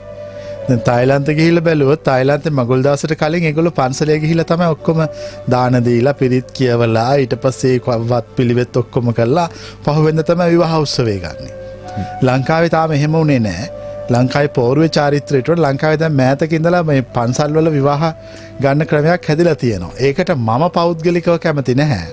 මම කියන්නේ සියල්ල අතාරින්න හදපු තැනක මෙතන බැඳීම් හදාගන්න නුසුදුසු ඉන්නේ මම දරන පෞද්ගලික මතය. ඒක නිසා අපි අපේ ආශ්‍රමයේ කාටවත් විවාහ මගුල් ගන්න ඉඩ දෙන්නේ නැහැ. අපි කියන්නේ එහෙම ගන්න එපා. ඒක තේරුමක් නැති වැඩක්. අපි මේක හදලා තියෙන්නේ මේකෙන් ගැලවෙන්න. ආය අලුතෙන් මේකට එකතු වෙන්න නෙමෙයි. ඔයගොල්ලන්ට එකතු වෙන්න ඕන නම් ඒකට සුදුසු තැනක් හොයාගෙන යන්න. ගැලවෙන්න ඕන වෙච්ච දවසක මං හොයාගෙන එන්න. ඒ මම දරන අදහස, මම දරන මතය. නමුත් මම දරන මතය පොදු සමාජයේ මතය නොවන නිසා අවශ්‍ය කෙනෙකුට පන්සලක විවාහය ගත්ත කියලා ඒකේ ප්‍රශ්නයක් අපි දකින්නේ නැහැ. ඒක ඒගොල්ලන්ගේ සංස්කෘතික අයිතියක්. දැන් පල්ලි මිනිස්සු විවාහය ගන්නවා. නමුත් දැන් ක්‍රිස්තියානියාගේ මේ යේසුස් වහන්සේ කිව්වේ සියල්ල අතහරින්න කියලානේ. සියල්ල අතහරින්න කියපු උන්වහන්සේ ඉස්සරහා එකතු වෙන එක වැරදි කියලා මට තේරෙන්නේ. ඒක වැරදි ඇත්තටම. ඒක උන්වහන්සේ කිව්වේ අතහරින්න කියලා. බුද්ධ ආගමේ තියෙන ඒකම. දැන් මම තවත් කාරණයක් කියන්නම්. දැන් වෙලාව යනවා. දැන් මේ පෞර්වේ චාරිත්‍ර කරනෝනේ. පෞර්වේ චාරිත්‍ර කරනකොට විවාහ වෙච්ච දෙන්නෙක් ගැන විස්තර කරනවා. එක්කෙනෙක් තමයි පద్මාවති විසුණු වහන්සේ. පద్මාවති අෂ්ටකය කියලා එකක් කියනෝනේ. පද්මාවති අෂ්ටකයේ තියෙන්නේ පද්මාවති විසුණු වහන්සේට දරුවෝ 500ක් බිහි වුණාලු. ඒ දරුවෝ 500ම පසේ බුදුවරු වුණාලු. දැන් ඒ පරම්පරාව පැවතුණාද? පැවතෙන්නේ. ඉවරයිනේ රහත් වෙලානේ. ආයි උපදින්නේ නැහනේ. එතකොට එයා ගැන කියනවා ඒ පද්මාවති විසුණු වහන්සේ ගැන සිහිපත් කරනවා. ආයසු යසෝදරා සිද්ධාර්ථ කුමාරයාගේ විවාහය ගැන සිහිපත් කරනවා. මම අහන්නේ උන්වහන්සේලා දෙන්නගේ විවාහය පැවතුණාද? ඉතින් ඒ ආදායනතර මට ප්‍රශ්නයක් තියෙනවා. මේ පෝරුවට නග්ගගෙන කියන්නේ හොඳට විවාහ වෙලා හිටපු අය ගැනද? ඒව කඩලා බිඳලා දාලා ගිහිලා ලෝකේ සත්‍ය සොයාගෙන සසරින් එතර වෙච්ච අය ගැනද? සසරින් එතර වෙච්ච. ඉතින් ඔය ඇයි එහෙම කළේ? සමහර විට මේක අනිත්‍යයි කියලා නොකිය කියනවා වෙන පුළුවන්. අන්න ඒක තමයි. නුබලා මේ කොච්චර මේවා උඩ නැගගෙන මේ පොල් මේවා ගෙදගෙන මේ පෝරුවේ චාරිත්‍ර කළත් මේකේ ඇත්ත මේකයි. මේකේ ඇත්ත මේකයි. කියලා කියනවා. නමුත් ඒකේ ගොල්ලන්ට තේරෙන්නේ නැහැ. දැන් විවාහ වෙන්න බලාපොරොත්තු වෙන අපි වසන බොහෝ දෙනෙක් විවාහ නතර කරගනීද කියලා සැකයකුත් තියෙනවා. නෑ ඒම සංස්කෘතිය හදලා තියෙන්නේ ඒකයි. ඒක හදලා තියෙන්නේ ඕගොල්ලන්ට එච්චර ලොකු දෙයක් කරන්න හයියක් නැති නිසා ඕගොල්ලෝ විවාහ වෙලා ඉන්න. ඒ යහපත් දේවල් කරලා දරු මල්ලෝ හදාගෙන යහපත් විදිහට ජීවත් වෙන්න. නමුත් ලෝකේ තියෙනවා එතනින් එහාට කළ යුතු ගැඹුරු දෙයක්. ඒකට තමයි අපි මේ මනුස්ස ලෝකයේ ඉපදුනේ. ඒක තමයි නිවන් දැකීම. ඒ කරපු දෙදෙනෙක් ගැන කියනවා පද්මාවති විසුණු වහන්සේ ගැන කියනවා සිද්ධාර්ථ කුමාරයා ගැන කියනවා. හොඳයි අද අපි කතා කරේ ආයි මහා විෂ්ණු අෂ්ටක කියනවා. పూర్වේ සරිත දාන සීල විදිනා ලබ්ධවා මහත් බුද්ධින කාරෙන්තෝ වර ධර්ම සමන් සක්‍රන්තු මේ ශාසන පූරෙන්තෝ දස පුණ්‍ය කෘත්‍ය බහුලක් ශ්‍රී විෂ්ණු බුද්ධාංකුරෝ සර්වෝපද්‍රව සර්වෝගම අපහං කුර්වන්තු තේ මංගල. ඔබ වහන්සේ මේ කර්තව්‍ය කරලා තිනවා. මම මේ කර්තව්‍ය කළා තියෙනවා ස්ත්‍රෝත් අෂ්ටක ඔක්කොම දන්නවා. හොඳයි අද දවසේ අපි කතා කරේ කාමයේ ලිංගිකත්වය සහ බෞද්ධ දර්ශනය කියන මාතෘකාව පිළිබඳව 8 විනාඩි 50යි වෙලාව මේ යන්න කලින් ප්‍රශ්න දෙකක් තවත් අහන්න තියෙනවා. අපි ගලකදීහකදී දැක්ක ස්වාමින් වහන්සේ එක්තරා ලාංකික භික්ෂුන් වහන්සේ කෙනෙක් ඉන්දියාවේ සිටපු කාන්තාවක් සිප වැළඳ ගන්නවා වීඩියෝවක් මේ මුහුණු පොතේ සැරසැරුව. මේ ගැන මේ අපේ මහානායක හිමිවරු ගත්ත ක්‍රියාමාර්ගය නොදැක්ක වගේ හිටපු එක විතරයි වෙන මොකුත් නෑ. තවත් දෙයක් තමයි ඒ හිමිය නම ඉන්දියාවේ විසන ලාංකික සංඝනායක. දැන් මම හිතන්නේ උන්වහන්සේ නැහැ කියලා. ඒ සිද්ධියෙන් පස්සේද? ඔව්. ඔබ වහන්සේට කියන්නේ දැන් දැක්ක නොදැක්ක වගේ හිටිය මොනවත් කිව්වේ නැහැ. ඒක ඉතින් මම කියන එක තමයි උනේත් ඉතින් ඒක මොකක් කිව්වේ නැහැ නේ කවුරුවත්. නමුත් අපි ඊළඟ ප්‍රශ්නේ අපි දැකලා තියෙන ඔබ වහන්සේ මල් සිප ගන්න. ඔබ වහන්සේට මල් සිප ගන්න පුළුවන් නම් ඒ ස්වාමින් වහන්සේට කාන්තාව සිප ගැනීමේ වරදක් නැහැ. ඔබ සිතන විදිහට කිසි වරදක් නැහැ. ඒක එයාගේ කැමැත්ත මේක මගේ කැමැත්ත. ඒ කැමැති දෙකෙන් සමාජයට හානියක් වෙන්නේ නැත්තම් ඒ බ්‍රහ්මචර්යාවට අවුලක් වෙන්නේ නැත්තම් ඒ සීලය බිඳෙන්නේ නැත්තම් කිසි ප්‍රශ්නයක් නැහැ. අනික රහතෙක් මලක් ඉම්බ කියලා ඒ රහතට බිඳෙන්න සීලයක් නැහැ. හැබැයි රහතුන් ගෑනු ඉඹින්නේ නැහැ. ඒ අපේ රහත් දන්න රහත් බව එහෙම එකක් නැහැ. ඒගොල්ලෝ කාමාශාව නැති කරපුවා ඒගොල්ලන්ට ස්ත්‍රියක් දැක්කාම කාමසිත පහළ වෙන්නේ නැහැ කවදාකවත්. ඒ රහත් බව නැත්තම් මහා තේරුම් නැති රහත් බවන්නේ. අසම්පූර්ණ රහත් බව.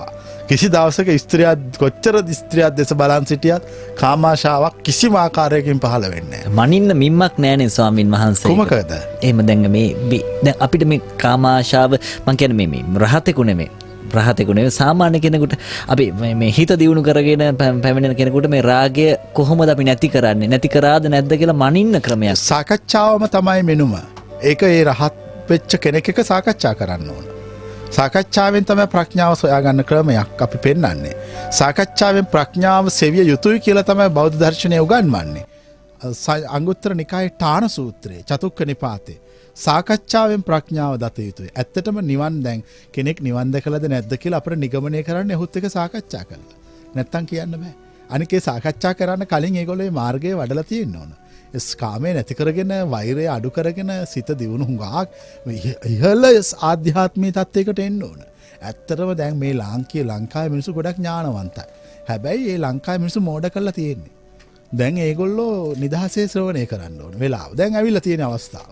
ඒගොල්ලෝ දැන් නිදහසේ ශ්‍රවණය කරලා ඒගොල්ලන්ගේ ආත්මය පිරිසිදු කරගෙන හිත හදාගෙන ජීවිතය වෙනස් කරගෙන දැන් අලුත් ජීවිතයක් පටන් ගන්න හොඳ කාලයක් උදා වෙලා තියෙනවා. ඒ නිසා හැමෝටම අපි කියන්නේ මේ දේශනාවල් දිගට අහන්න. මේ දේශනාවල් දිගට අහගෙන යනකොට ඔබට තේරෙවි ඔබේ ඇතුළ වෙනස් වෙන බව. ආන්න එහෙනම් හරි. එතකොට එයාට ඒක දැනෙන්න පටන් අරගෙන. දැනීමනේ හැමෝම හොයන්නේ දැනුමක් නෙමෙයි හොයන්නේ තමුගේ හිතට දැනෙන එකක් හොයන්නේ. හිතට දැනෙනව නම් මම කියන ඒවා සියල්ල අතහැරම ආපසුපස පැමිණෙන්න. එච්චරමට කියන්න තියෙන්නේ. හොඳයි. අපි මේ විවෘත්තව කතා කර යුතු මාතෘකාවක් නොවුනත් සමාජයේ බොහෝ දෙනා හිතන අපි කතා කරා කාමයේ ලිංගිකත්වය සහ බෞද්ධ දර්ශනය පිළිබඳව. ඔබට ඔබේ හිතේ තිබුණු බොහෝම ගැටලු ඉදිරිපත් කරන අවස්ථාවක් අද දවසේ ලැබුණා. ස්වාමින් වහන්සේ දැන් වෙලාව 8යි විනාඩි 54යි. අපි වැඩසටහන අවසන් කරන්න කලින් අපේ සමාජයේ වෙසෙන තරුණයන්ට වැඩිහිටියන්ට කාමයේ ලිංගිකත්වය පිළිබඳව අද දවසේ මේ කතා කරපු මාතෘකාව හරහා දෙන්න පුළුවන් සාරාංශයක් ඔබ වහන්සේ. ඇත්තටම තේරුමක් නැති කුණු ගොඩක් කරේ තියාගෙන යනවා. මේක හොඳට තේරුම් අරගෙන ගැඹුරින් ජීවිතේ හොඳට වටහාගෙන ඥානයේ වැඩිම අය ඒක අතහැරලා බ්‍රහ්මචාරී වීම තමයි මම පෙන්눔 කරන මාර්ගය. ඒ නිසා මම සොයාගෙන එන්න ඕන කාමයේ තියෙන මිනිස්සු නෙමෙයි. කාමයෙන් ගැලවෙන්න කැමති මිනිස්සු. කාමය බරක් වෙච්ච මිනිස්සු. කාමය නිසා විඩාවටපත් වෙච්ච මිනිස්සු. කාමය තුලින් ජීවිතේ ඉවත් කරලා සුපරිශුද්ධ භාවයක් සොයන මිනිස්සු. ඒ හැමෝටම අපි ළඟ ඉඩ තියෙනවා. ඇවිල්ලා ඒගොල්ලෝ ඒ කාමාශාවන් නැති කරගෙන හිත පිරිසුදු කරගත්තොත් ඒගොල්ලෝ සදාකාලික තෘප්තියට සදාකාලික සුරතාන්තයටපත් වෙනවා. ඒක තමයි අපි පෙන්වන නිවන. ඒක ප්‍රායෝගිකව එදිනෙදා තම තමන් ලබන අත්දැකීමක්. ඒ අත්දැකීමකට ඕන කෙනෙකුට අවස්ථාව තියෙනවා. එහෙම නැත්නම් කාමයට එක ජීවත් වුණොත් පස්සේ වයසට ගියාම පසුතැවෙනවා. කරපු දෙයක් නැහැ කියලා. එහෙම කියන ඉඩ තියාගන්න එපා. හොඳයි අද දවසේ අපි මේ මාතෘකාව කතා කිරීමේදී බොහෝ දෙනෙක් අපිට ගල් මුල් යෝජනා චෝදනා යොමු කරා. මේ හැමදේටම පිළිතුරු ලබා දෙන්න තමයි මේ මාතෘකාව අපි පටිගත කර දර්ශන විදියට ඔබ වෙත ගෙනෙන සූදානම් වෙන්නේ. ඔය ඇත්තටම දැන් මේ දහම පිළිබඳ විවෘතවනේ අපි හොයන්න ඕන. හැංගිලා බොරුවට බැන්නට ඒව නිකන් තේරුම නැති මෝඩ කතානේ. දුර්වල හිත් තියෙන පෞරුෂයක් නැති මිනිස්සු කරන වැඩ. පෞරුෂයක් තියෙන කෙලින් කතා කරන කෙලින් වැඩ කරන මිනිස්සු කරන්න ඕන. ඉස්සරහට ඇවිල්ලා තමුන්ට ප්‍රශ්න තියෙනවා සාකච්ඡා කරලා හරිනම් පිළිඅර ගන්න එක වැරදි නම් එදා ඉඳලා බයින් එක. ඒ නිසා අපි ඒකට අවස්ථාවක් උදා කරලා තියෙනවා. ලබන ඉරිදා ජූලි 10 වෙනිදා උදේ 7:30ට විමුක්ති මාවත අලුත් වැඩසටහන. ඕන තරම් පිරිසට එන්න පුළුවන්. ඇවිල්ලා මේ දේශනාවල් අහන්න. ඒ දේශනාවල් අහලා තමුන්ට හරිනම් පිළිගන්න. වැරදි නම් බනින්න. එච්චරනේ වෙන්න ඕනේ. දැන් එහෙම නැත්තම් ඒක ලොකු අවුලක් වෙනවා. මෙච්චර වටින දහමක් පහළ වුණා. මේ දහම දැන් බබලන වෙලාව මේ වෙලාවේ තමුන්ට ආලෝකය ගන්න බැරි නම් තමුන්ට ආලෝකය දැනෙන්නේ නැත්තම් පෙනෙන්නේ නැත්තම් ඒක සංසාර කරපු මහා පාපයක්. මම කියන්නේ එතනින් දැන් අයින් වෙලා ඇවිල්ලා සාකච්ඡා කරලා විමසලා බලන්න කියලා ජූලි 10 වෙනිදා උදේ 7:30ට සිරිස දහම් ආශ්‍රමයට පැමිණෙන්න පුළුවන්. ඒ වගේම පුරුෂ පසස්සක පොයේ දවසේ දවස් වැඩසටහන තියෙනවා. ඒකට පැමිණෙන්න පුළුවන්. ඊට අමතරව අපේ පොත්පත් CD තැටි සියල්ලම සිරිස දහම් ආශ්‍රමයේ බුදු පොත් මැදුරෙන් ලබා ගන්න පුළුවන්. ඒ සියලු විස්තර සඳහා අපි දුරකථන ඉදිරිපත් කරනවා 773 686 686 773 847 773 මේ දුරකථන අංක ඔස්සේ ලැබෙන්න පුළුවන්. හොඳයි. Facebook මාර්ගයෙන් බොහෝ දෙනෙක් අපිට Tamanගේ ගැටළු යොමු කරා. අද දවසේ ඊටම සීමිත ගැටළු සංඛ්‍යාව පමණයි ඉදිරිපත් කරන්න ලැබුණේ. නමුත් ස්වාමින් වහන්සේගේ අදහස අපි Facebook මාර්ගයෙන් ඔබට දැනුවත් කරන්න සූදානම් වෙනවා. VFM සමාධිටි පිටුව හරහා අවස්ථාව තියෙනවා කාමයේ ලිංගිකත්වය සහ බෞද්ධ දර්ශනය පිළිබඳ තවත් ගැටළු තියෙනවා නම් යොමු කරන්න. ඉදිරියේදී ඒ පිළිබඳව අපි යොමු කරනවා සියලු පැනයන් සඳහා පිළිතුරු. විශේෂයෙන් මතක් කරන්න අද දවසේ මේ වැඩසටහන කරගෙන යාමේදී සහයෝගය දැක්වුවා තාක්ෂණික අංශයෙන් පාලිත ජයසිංහ, එවැගේම අසිත ඉෂාන් මල්ලව, නීෂා සමරනායක මේ හැම දිනාටම වී රේඩියෝ සුතිමන්ත වෙනවා. අද දවසේ අපි හැමෝම එකතු වෙලා මේ කර මහා කාර්යය සාර්ථක වුණා කියලා හිතනවා. ඒ වගේම ඔබට අවස්ථාව තියෙනවා වැඩසටහන පිළිබඳව අදහස් අප වෙත ලියා යොමු කරන්න. VFM සම්මාදිටි තැපැල් පෙට්ටිය අංක 1 නුගේගොඩ VFM සම්මාදිටි තැපැල් පෙට්ටිය අංක 1 නුගේගොඩ. ඒ වගේම ඔබට පුළුවන් අවස්ථාව තියෙනවා කතා කරන්න 575 22 22 දුරකථන මාර්ගෙන් VFM සම්මාදිටි පිටුවටත් අවස්ථාව තියෙනවා ඔබගේ ප්‍රශ්න යොමු කරන්න. අපි තවත් මෙවැනි සමාජයේ කතා කරන විවෘත මාතෘකාවක් කතා නොකරන මාතෘකාවක් විවෘතව ඔබට ඉදිරිපත් කරන අවස්ථාවෙන් බලාපොරොත්තුවෙන් සමුගන්නවා. ලබන සතියේ අපි ස්වාමීන් වහන්සේගේ දේශනාවක් ඉදිරිපත් කරනවා. ඉන් අනතුරුව බිහිවන සතියේ අපි සජීවීව කතා කරනවා ස්වාමීන් වහන්සේ සමග. අදත් ඔබට අවශ්‍ය කරුණු කාරණා කියලා දෙන දෙහිවර බෙල්ලන්තර සිරි සදහම් ආශ්‍රම වාසී පූජනීය සිරි සමන්ත භද්‍ර ස්වාමීන් වහන්සේ වැඩමව දාලා උන්වහන්සේට ස්තුතිවන්ත වෙනවා ඔබ වෙනුවෙන් කරුණු දක්වන්න මෙදිරියට ආවට. ඔබට සුබ රාත්‍රියක්. මම තරංග ප්‍රසාද් බ්‍රාහ්මණගේ.